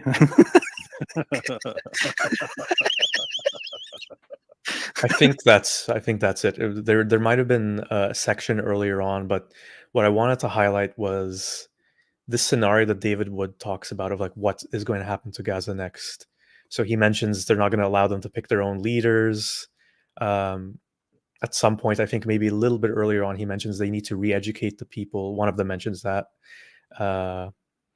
And, the whole notion of they messed up their chance. So I just want to ask everyone watching, and particularly people who support Israel, what do you think this new Gaza is going to look like? Like, what is it when, as David Wood was describing, they're not going to allow the same kind of scenario to happen as before. They're not going to be allowed to choose their own leaders. They're not going to be allowed to control their own government. What is that scenario then? What is the situation, the living situation for people in Gaza, Palestinians in Gaza at that point? To me, it sounds nightmarish. Like, I don't think it's that much of an exaggeration to say, well, you include the blockades, you include all the various restrictions of travel and movement. You're looking at like a massive concentration camp at that point. I want to highlight the laughing fit that they had just seconds after talking about how crushing, Hamas and all that, crushing Hamas, read in between the lines with tens of thousands of innocent civilians. And that is very, very funny. A gay P. I know it's about something else. I know it's not about the topic specifically, but I don't have it in me to have a laughing fit right after talking about how Gaza is going to be taken over and it's too late for them. There's glee. There's so much glee. David Wood speaks like he's happy about it. I Yeah, don't know. Is he capable of feeling that happiness? I have no idea. I don't know. I can't really comment on that. Like, Right. but like that, like to your point that like, is this attitude of David Wood contagious on Apostate Prophet? What I noticed a tweet by Apostate Prophet yesterday. So for those of you who don't know, there was this American serviceman. I think he was with the Air Force. His name's Aaron Bushnell. Bushnell, not sure how to pronounce it. And he went outside the embassy in Washington, D.C., I believe, and he burned himself alive and died. And what a horrible thing! And he is supposed to have basically said that he did this for Palestine and the genocide going on there. I in no way advocate doing something like that. I think that's just like a horrible thing that happened. What a horrible way to die. And Apostate Prophet's tweet, it starts with, "This idiot, Aaron Bushnell, who burned himself to death, justified the Nova Music Festival massacre, that's the October 7 attack, hated whiteness, hated tradition, and supported anarchy, yet he is praised by progressives, neo-Nazis, Islamists, bunch of opportunistic leeches with no integrity." And then in the photo of him burning alive, he just added "not a hero" by the side of it. And I mean, again, like, this is a human being, and in my opinion, I think likely that someone who would do this kind of thing probably did have mental health issues. To do something extreme, whether they believed it was justified or not, is kind of irrelevant to me at that point. It's just sad. It's like a tragic thing to happen, and to be again so dismissive and callous to someone dying like that, whether or not you disagree with them, is shockingly lacking in empathy. I don't know if that's an effect of David Wood or Twitter, or a combination of both. I don't know. Yeah, it's again like this thing. Or just all this is the him. recurring theme of just dehumanizing the side you don't agree with. He's an idiot. He's indoctrinated. He's siding with Nazis, and yeah, it's also very simplistic. It's, that person and very presumptuous. That person must be a bad person, and they must have bad motivations, and that's why they suck. And that's why they disagree with me. I'm curious what you think of this. Nick Ross says, you guys are terrorist apologists. I'm convinced. Are you a terrorist apologist? No. I oppose. Like, again, I oppose using violent means like Hamas is doing. I oppose the whole idea of what terrorism is. I think, as I've explained, it's counterproductive and just makes things worse because it just leads to this back and forth of retaliation. And I'm just saying, again, there's a difference between understanding where someone is coming from and what is motivating their action and saying that their actions are okay. And I think the key to trying to make this conflict less horrible is that understanding. Yeah. The condemn Hamas person who was commenting, it reminds me of that Didn't you open video. Yeah. Do you condemn Hamas? Do you condemn Hamas? I mean, you open by saying that you condemn Hamas and their yes. actions. Yeah. Yes. Go back to the beginning of the video. Yeah. If you want to become a larger channel, I guess this is the way to do it. Do you think this is the way to become a larger channel? I didn't really think about it, to be honest. Like, that's irrelevant to me. I'm speaking about this because I can't stay silent. I have to speak for what I think is right. Yeah. I kept seeing comments. I didn't have time to highlight all of them, but a lot of comments like this one who say, I don't understand how leaving Islam would make someone just completely dismissive of Muslims and think, well, their religion is hateful. And yeah, some of them say hateful things. So I guess Palestinians deserve to die. That seems to be a very prevalent opinion, at least in several large ex-Muslim channels. And that's why we're doing this, to show people that no, there's an alternative. Just because you left Islam doesn't mean that you have to have the same opinion as these people. You can have opinions like ours. I wanted to say something, but I lost my train of thought. Is there something else you wanted to highlight in the video? No, that's everything from my half that I covered. There's one timestamp that I want to highlight here before we end. So the video, the live stream, was 4 hours approximately, and I remember asking you this question: in the first 2 hours, did they talk about illegal settlements at all? And no, they did not. I don't think so. Like, I mean, it's possible that I might have missed it, but I don't remember them talking about settlements in that way at all. No.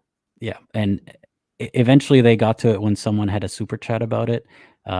At minutes, 3 hours 51 minutes, and I just want to play the answer, because first of all, it's very bizarre to me that they would go all the way there and not discuss settlements whatsoever, Which is like a key source of the conflict and why it's getting more intractable. Yeah.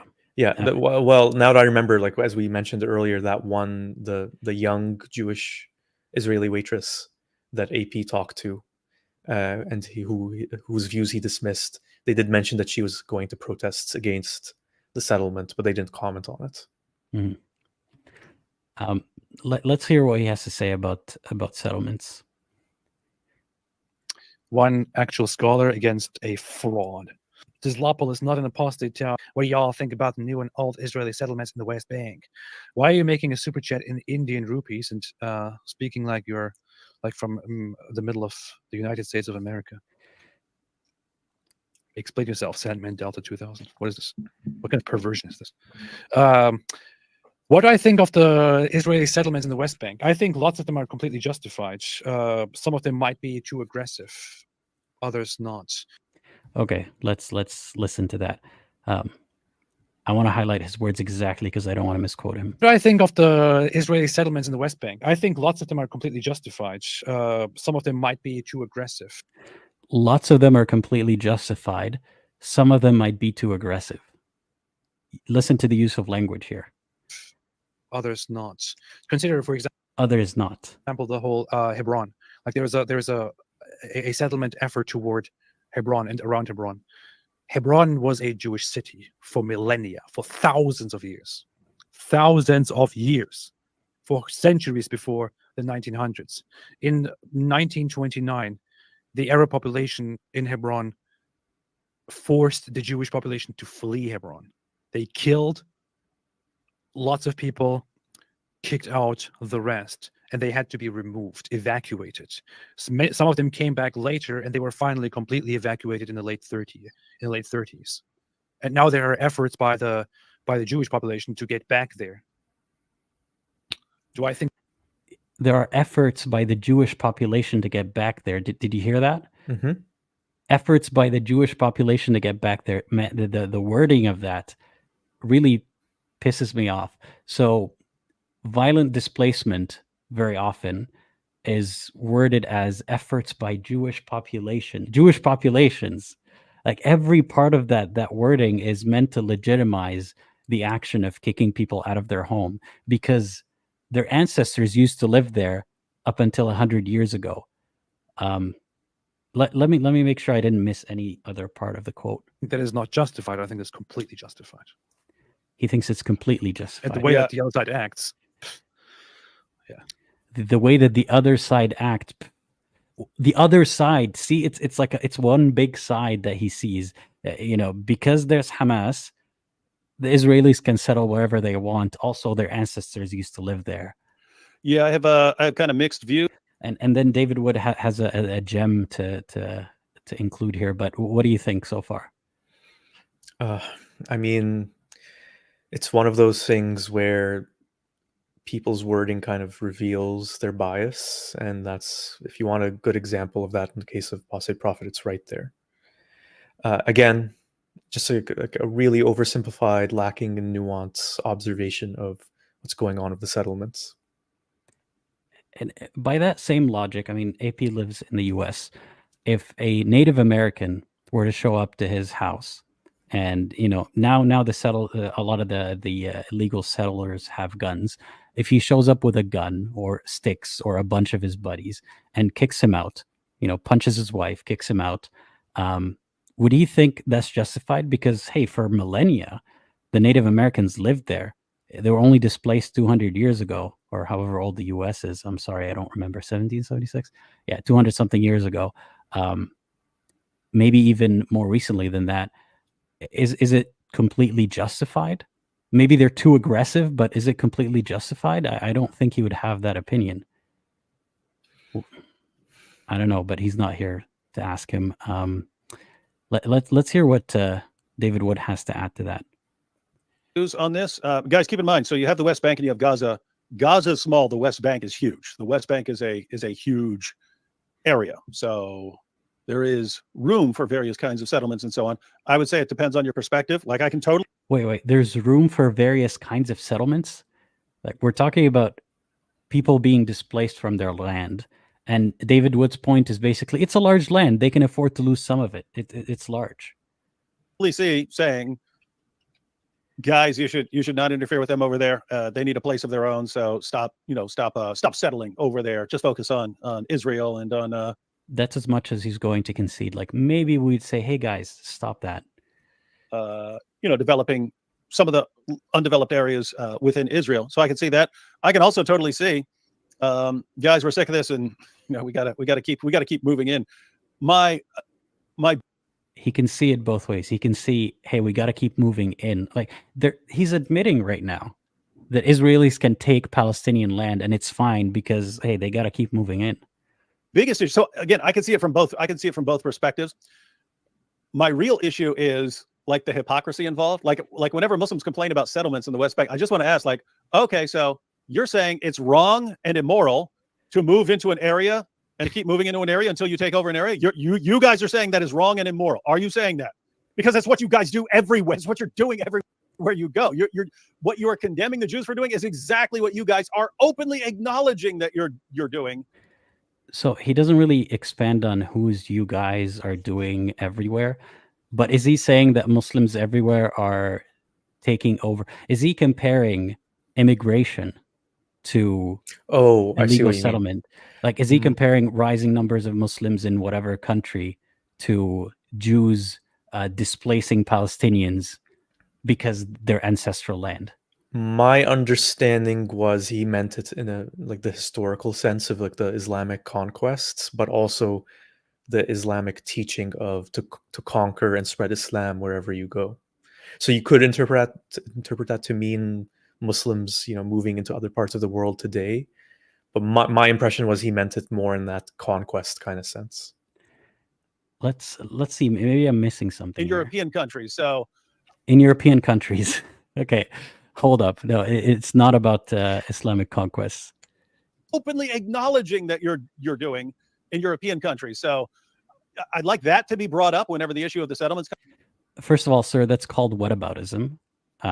I mean, if you want to say these are two separate issues. You could even say it's legitimate that there's a migrant crisis or that some people take advantage of the immigration system in a country or another, sometimes for reasons because they're fleeing a war-torn country, sometimes because they're opportunistic. But David Wood seems to see it as you guys do this. So you've got Muslims in Palestine who Israelis want to take their land, but also you guys in Europe are the same group, and that's why it cancels out. That's not how that works.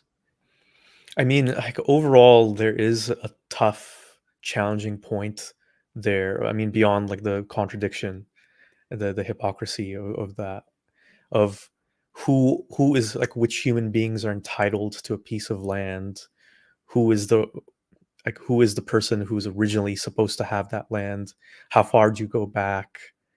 Because what has human history been, people traveling around, fighting over land disputes, conquering land, taking over land, establishing themselves there for centuries, and then a new people comes in. So who's the original people then? Is there such a thing as an original people? Like, is the first, Homo sapien who stepped on this land and their descendants are entitled to that land for eternity?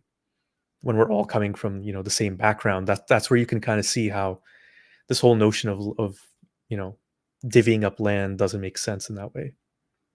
And I'll That's even a say this. whole other subject, I suppose. Yeah, and Islamic conquests were brutal. Yeah.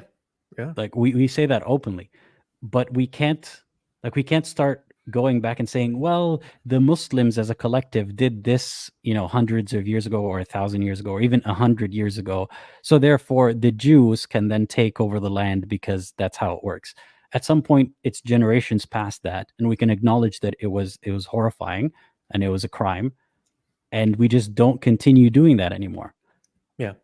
And like, this is a good point to mention something we discussed off the air about how, like, we know that David Wood and Apostate Prophet have more of a nuanced understanding of the differences, the variations in Muslims and how they practice their beliefs and what they actually believe. There's all sorts of variations. They know this, and yet they sometimes talk as if Muslims are just, you know, computers that are loaded up with the Islam virus, and then they're programmed to behave in the same exact way and do the same exact things. Must conquer, must invade, must oppress women in the exact same way all over the world. And it's just not that simple. And that's the thing that's frustrating. They talk like they think that way, but I know that they don't from other things that they've said. I want to make sure that we didn't miss anything else that he wanted to add to that brilliant commentary there. Comes up just so Muslims can explain what they really mean. And what they really mean is it's okay for us to do it, but not okay for anyone else to do it. And especially not Jews. We cannot stand the Jews taking an inch of land, even though we want all land. And so I just like that clarified. Okay. I want to ask you this, and this is a personal question, so feel free not to answer it. When your family immigrated, was it with the purpose of taking over the land for Muslims or for Islam? When my family immigrated to Palestine? No, to Canada? Yeah.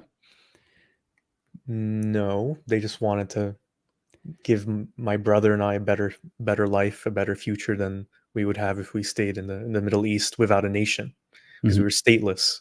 And so their idea was, we'll come to Canada, we'll get citizenship, and that way our children can have a better life. So he's framing it as if, when I moved out of Saudi Arabia and I moved to a country, I was a Muslim at the time. Did I immigrate because I want to take over the land and glory for Islam and the nation of Islam? No, like none of that. Glory for the Ummah, none of that. Most Muslims, they immigrate because they want a better life. And that is very clear. You want to argue with the dawah idiots who are going to shout back and be like, yeah, someday, inshallah, the entire earth is going to be Muslim and blah, blah, blah. You go do that all day. But we both know they're nuanced enough to realize that that's not how most people are. And we've never said that, well, be careful, because if you're not careful, then Muslims are going to take over your land. I feel like that's just the kind of language that the kind of rhetoric that their viewership loves to eat up. And to bring it up as again, all of this is an answer to, what do you think about illegal settlements? What do you think about settlements in the West Bank? And he says, well, you know, immigration in Europe. What the fuck? What does that mean? Whataboutism, as you explained. Yeah. Yeah. I mean, I understand why you went in that side tangent, but still, it's kind of dodging the key problem of the fact that they keep announcing new settlements. I think there was like a big announcement a couple of days ago of a couple thousand new settlements that are going to be built in the West Bank. And so they just keep making it worse and worse in that sense. This is a false dichotomy that we get very often. You need to choose. Do you want human rights and democracy or Islam Sharia? I mean, I want human rights and democracy, but what you're implying here is, do you want Israel and do you want everything that Israel does unquestionably, or do you want Islamic Sharia? I think that's a false dichotomy. I agree. Well said. Yeah. Let's see if he has anything else to add. Yeah. It's at 1929 Hebron massacre. Look it up, study it. it shows very early signs of, or very, very early brutal aggressions against the Jewish population by the Arab population. A lot of people like to make it this all about 1948 and say it's because the Jews, they took over in 1948 and they kicked out a bunch of people. That's when it all started. No, it didn't start that way. It started in 19. All right. Well, never forget the Alamo. I suppose you've ever heard that saying. Never forget the Alamo. So if you live anywhere in that region, just be careful because someone might kill you and it'll be, or push you out of your land, and it'll be justified according to Apostate Prophet. Just, don't be too aggressive about it. I mean, like, it's not as if we're dismissing the atrocities that happened against Jewish people, and that we're disregarding the fear that a lot of Israelis are living with today. Like, my whole point is, yes, Islam is a factor that needs to be considered, but it's like one of those things where to really, and I think this is a problem that we have as like a human species in general, where we see this problem, like this immediate problem. Like, why is Hamas attacking us? Why do Palestinians hate us? What is the source of all this violence? And there seems to be this disregard of the systemic problems that are leading to this, endless cycle of violence. Mm-hmm. In my opinion, I think it has to do with people with a lot of power compared to the other, if you want to just kind of reduce it in that kind of way, of like the Israeli state and the people that don't assimilate into the Israeli state. And basically because of that, they're willing to compromise so much in terms of their morality and do unspeakable things by dehumanizing this other side. And then this other side, because they're dehumanized, they have no hope. They're lashing out, and so it's just stuck. It's just stuck in this cycle. So what can we do to break the cycle? Maybe we should change that dynamic. To have, like, I don't know what the solution is. I don't think anybody knows what the solution is, but it really needs to start with stopping the dehumanization of the other side and treating them as human beings with dignity. And both sides are just caught in this point now. A lot of Palestinians, a lot of Israelis, where they just can't look at the other side as human beings. Mm-hmm. I wanted to highlight some super chats, by the way, that I forgot to highlight. Thank you both. Roxanne says, many ex-Muslim hearts will be feeling comforted by you both tonight. Thank you, Roxanne. Yeah, I've been told so many times that a lot of ex-Muslims are distressed because they look at the vocal ex-Muslims and they see that they're so flippant about it. They're so gleeful about the war, in a sense, or they're so pro-Israel to the point that they won't even acknowledge that settlements are bad. They think it's justified, and they feel troubled. Is what Muslims say about us true? How there's this narrative that ex-Muslims are paid Zionist shills and they're unempathetic and they're hateful and all that stuff, and then they look to someone like David Wood or Apostate Prophet and what they're talking about, and they see confirmation in that, and they feel stateless. Basically, they feel like they don't know who to identify with. I hope that they can see that we don't all have that opinion. Yeah, the sheer number of Palestinian ex-Muslims, atheists who reached out to me over the past couple of months since I first did that video where I talked about it, which I never talked about before. It was really revealing to me that, there is this voiceless community that's just like, wow, there's actually somebody who sees the problems in what these big ex-Muslim voices are doing. And that's why we're doing this right now. I think it's fair to say that, like, to the people who say we're doing this to cash in or to, get some attention, like, we're both we were very reluctant to start talking about this issue. I want to highlight this comment, by the way. I didn't mean to imply that natives are violent and they will kick you out of your land. And I was trying to make an analogy to demonstrate how ridiculous that would be. But I hope nobody understood that I meant to insinuate that, natives in North America are actually going to, do what Israeli settlers are doing. That's not my insinuation. But I'm saying it would be very outrageous and no one would be justifying it if they did that. But not implying that they would. So what do you think of a comment like this one? That question was in regards to Was who it is the the left versus person outside of our door? Is that yeah. this question? We might never know in today's world. It's almost like you have to pick a side. What do you think? Do you have to pick a side?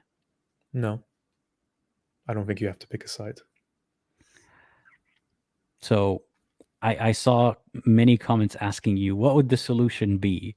And do you think, first of all, do you have an answer for that? And if not, The solution for the whole situation, yeah, you know, it's really tough, because when I say things like I was saying earlier, that we need to dismantle the system that Israel has in place and how it treats Palestinians as, second-class citizens, restricting their movement, their ability to reunify their families, kicking them off their land, restricting their ability to build homes and all that kind of stuff.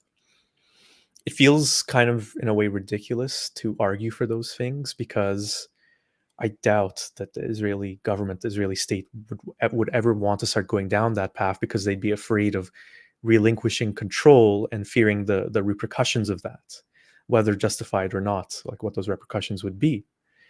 And the commenter's right, we are not political analysts. But what I was thinking of as potentially something that could happen is what ended up happening with the former state of Yugoslavia when it split up, and there's this big question of what will happen to Bosnia and Herzegovina. So for people who, I'm not going to dwell on this too long, but basically what they did was, there was this Bosnian Serb republic that tried to create itself as well within Bosnia, which is a mostly Muslim majority population. And what they ended up doing in the end, once the conflict was over, was they divided the country into two zones. So there's a Bosnian Serb there's Bosnian Serb zones all over the place, Bosnian zone, like Bosnian Muslim zones and other places, and then there's certain areas that are independently controlled. And I think that's probably a more realistic solution for what's going on, because then the Israelis will have their zones, the Palestinians will have their zones. There will have to be boundaries that are monitored by some kind of international peacekeeping force. Some kind of thing like that would have to be done in Jerusalem as well, where there's an international peacekeeping force. It would be a complete and utter mess. Israelis will have the vast majority of the land, probably. But if that's the kind of thing that could actually lead to Palestinians having more rights and freedoms and safety, I would support it. That was a lot, eh? No, I appreciate the answer. I don't have anything to add to that. I want to take these two questions or highlight them. They're related. Why is it that what AP is doing matters in the community? Is he the authority of ex-Muslims? Sorry, I just don't understand. And also, Seed of Iblis says, what's the point in thinking critically and thinking for yourself if you need someone on a pedestal to represent you? Allow me to answer both. I don't know if he set out to be the spokesperson for I the don't think so. I don't think he ever set out to be that. And people are saying, well, he didn't. I didn't accuse him of doing so. But he is the de facto ex-Muslim representation, whether he likes it or not. Like, even if that wasn't his goal, he needs to recognize that that is something that he is.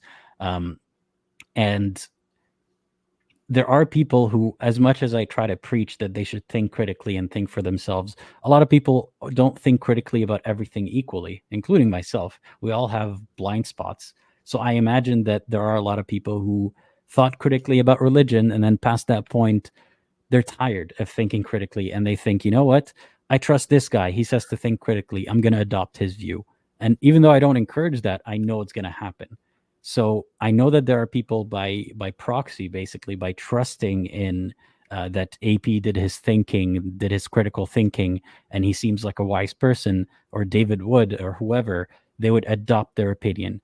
And I think there need to be more vocal people like myself and Secular Spirit here who have a different opinion, so that those people who don't necessarily do the critical thinking all the time, or maybe need some time to hash it out, can at least have some sort of anchor to pause at, and some sort of discourse that is not just pro-Israel, and Israel could do no wrong, and settlements are great. That's why we're doing this.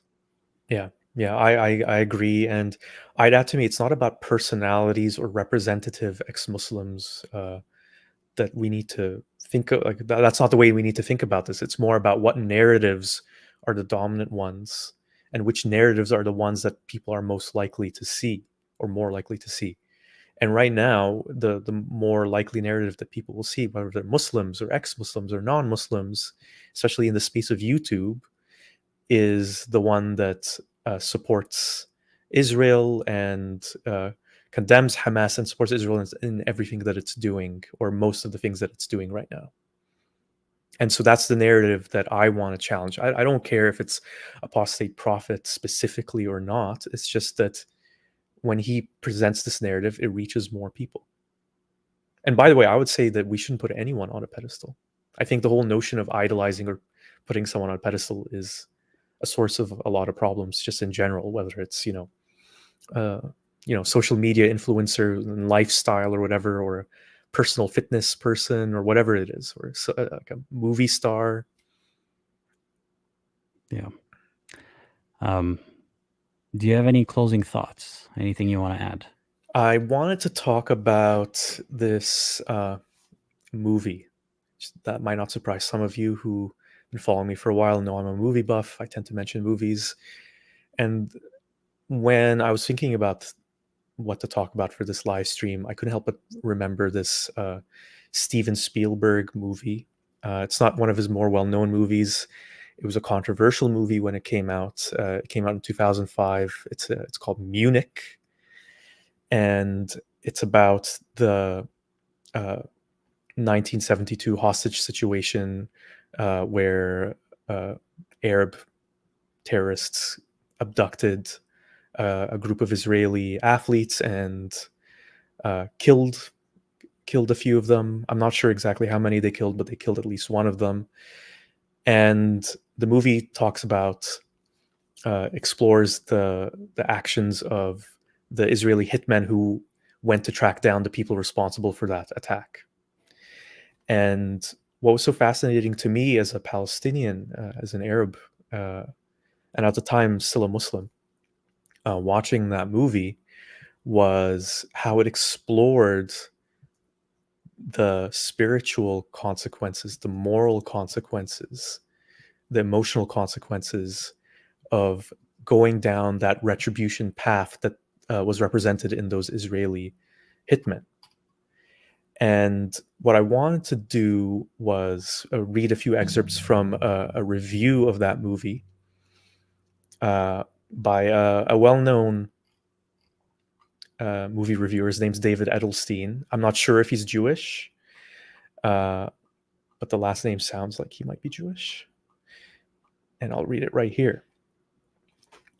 And I think, Apostate Aladdin, you're going to share the link to a few of the things I sent you in the video description. In the description. So you can read it there, but I'll read some snippets of it. So what he says is Munich an apology for Palestinian terrorists, for men and women who barbarously murder civilians?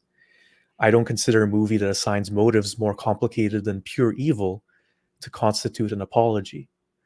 The Israeli government and many conservative and pro-Israeli commentators have lambasted the film for naivety, for implying that governments should never retaliate. But an expression of uncertainty and disgust is not the same as one of outright denunciation. What Munich does say, and what I find irrefutable, is that this short-sighted tit-for-tat can produce a kind of insanity, both individual and collective. Munich reinforces the idea that the notion of evil has become profoundly maladaptive. Today, saying our enemy is evil is like saying a preventable tragedy is God's will. It's a way of letting ourselves off the hook for crimes committed in our name. Not incidentally, it's also a way for our enemies to let themselves off the hook. And last thing I'll read from this review. So he talks about Golda Meir, and he says, having outraged many Israelis by negotiating with the Munich terrorists, she has now embraced a different philosophy. These people want to destroy us, she declares. To get peace, we must show them we're strong. And it's amazing how this is something going back to 1972, commentary from a movie in 2005, and we're here in 2024, and all of this feels so relevant, so current, so pertinent to what's going on right now. And what's the common theme here is that we're just, like, as human beings in this issue, just repeating the same mistakes and caught in the same loop over and over and over again. And the question that I would ask everyone watching is, like, what will it take to end it? Because when we have this certainty with this cause, and the certainty that the other side that we look at as a monolith is wrong, that they're evil even, Well, do you what think is going to that, change? do you think that Israel's approach of and David Wood, the approach that David Wood and Apostate Prophet seem to be cheering on, of crushing or stomping down on Hamas and Palestinians in general, do you think that is going to be the ultimate solution? Do you think that is going to fix their problem? No. It's just going to drive Muslims more into hatred, Palestinians more into hatred. What Gaza is right now, when you think of all the children that are in bunkers and bomb shelters, or just exposed to the elements in tents or whatever, they are being indoctrinated right now to hate Israelis, but to hate Jewish people. But the indoctrination, and this is my point here that I've been trying to make over this 2-hour live stream, is that the indoctrination is being fueled not just by Islam, it's being fueled by Israel's actions. Islam would have less power on a person when they're not suffering, when they're not struggling, and it would also alter the extremity of how their Muslim identity, their Muslim practices manifest. Islam and other organized religions prey on people when they're at their weakest. And what do you think Israel's doing right now? It's putting people at their weakest. It's putting people at a point of desperation where they can't listen to reason. And when they do see the side that is bombing them as this dehumanizing force that just wants to destroy them, we need to fight that kind of perception. Israel as a state has the power to do this by changing how it approaches this issue. And when it keeps doing the same thing it's been doing for I don't know how many years, when it just seeks retaliation or revenge, and disproportionate retaliation or revenge, by the way, it's just going to keep going.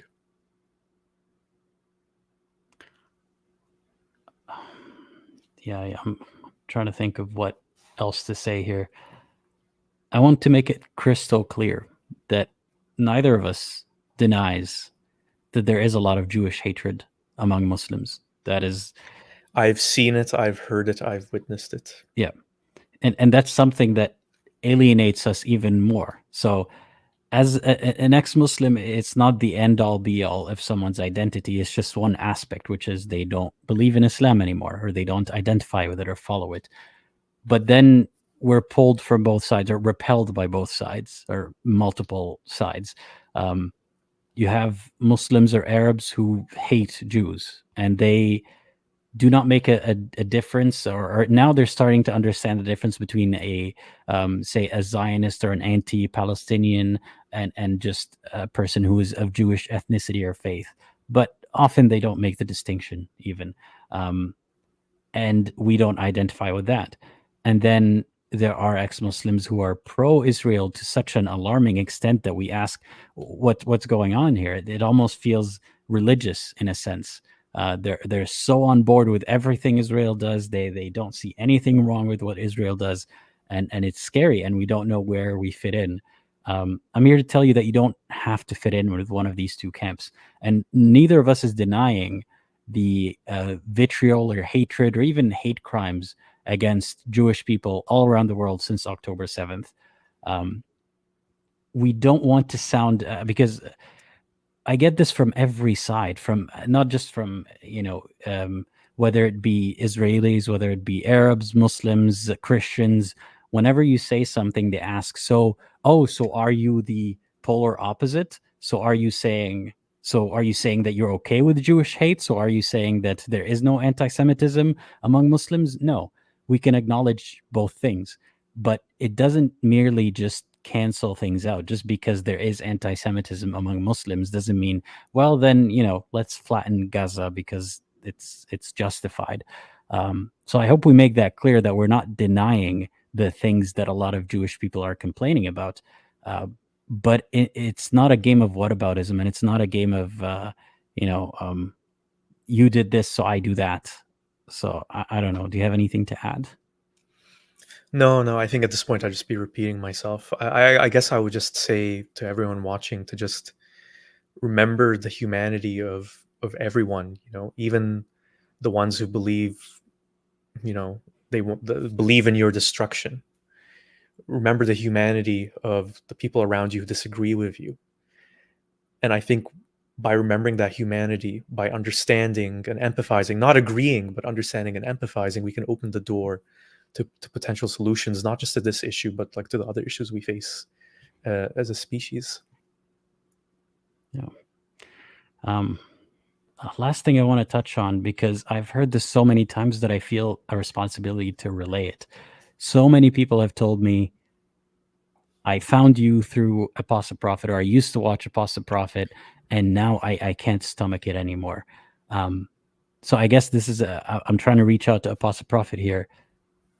Why are people saying that? This is not just my opinion.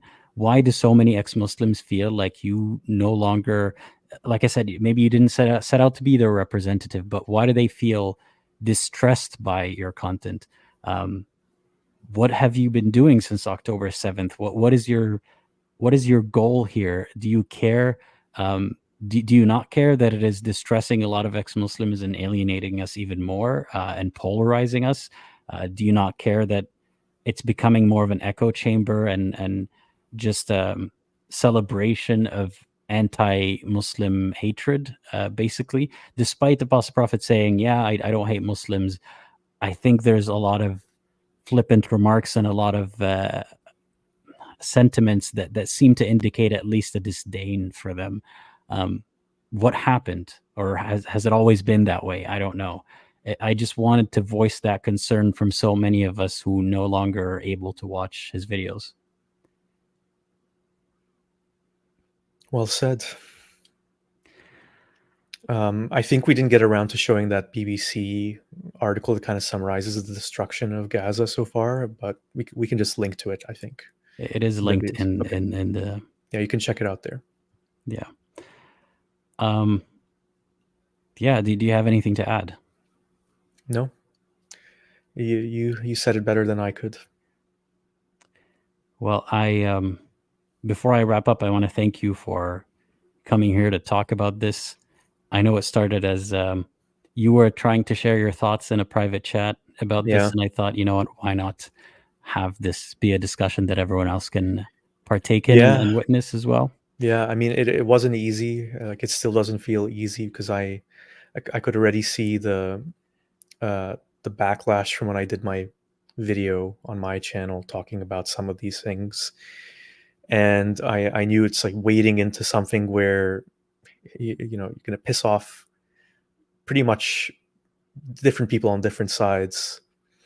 But I think it's necessary, again, because I'm doing this with a pseudonym. I'm doing this with a fake identity already, and if I can't just speak the truth as I see it as a fake with a fake identity, then what's left, really? Yeah. Yeah. Well, I want to thank the moderators, by the way, for helping us out. This is Thank you. Bigger influx of commenters, and they've helped keep it a bit under control. As always, the moderation is not to remove any opinions we disagree with, but remove spammers and remove. We don't like people who preach, their religion, especially in an area where a lot of people are reconstructing their worldview and maybe in a vulnerable place. We don't like it when people just keep repeating, Jesus is king or whatever it might be. So thank you to the moderators for keeping everything under control. And I wanted to mention that this is something I'm still workshopping, but I've built a community over the past several months, and I don't mean to say that just to take credit for it. We have built a community over the past several months, and I want to talk very briefly about what it means, the ex-Muslim community. I don't think we're largely one community. I don't think we're anywhere near it, and I don't No. think that's viable even. So there's nothing really that unites us except having left Islam.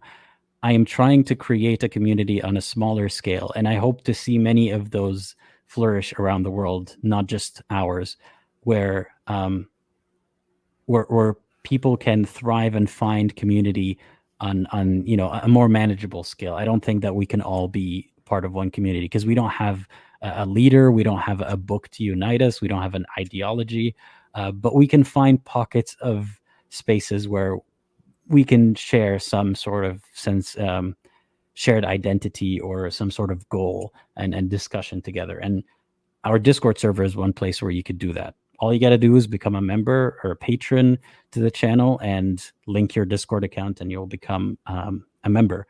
But also, I've had so many conversations with so many people over the years, sometimes for hours at a time, and I realized that there are a lot of people who would benefit from having one-on-one conversations with me, and I invite them to show up on the call-in live streams that I'm going to return to doing those every week.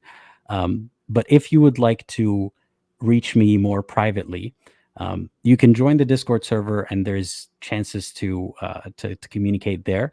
But if you'd like to reach me more privately, you can send me an email. I'll be offering one-on-one sessions to be able to take the time to speak to people personally.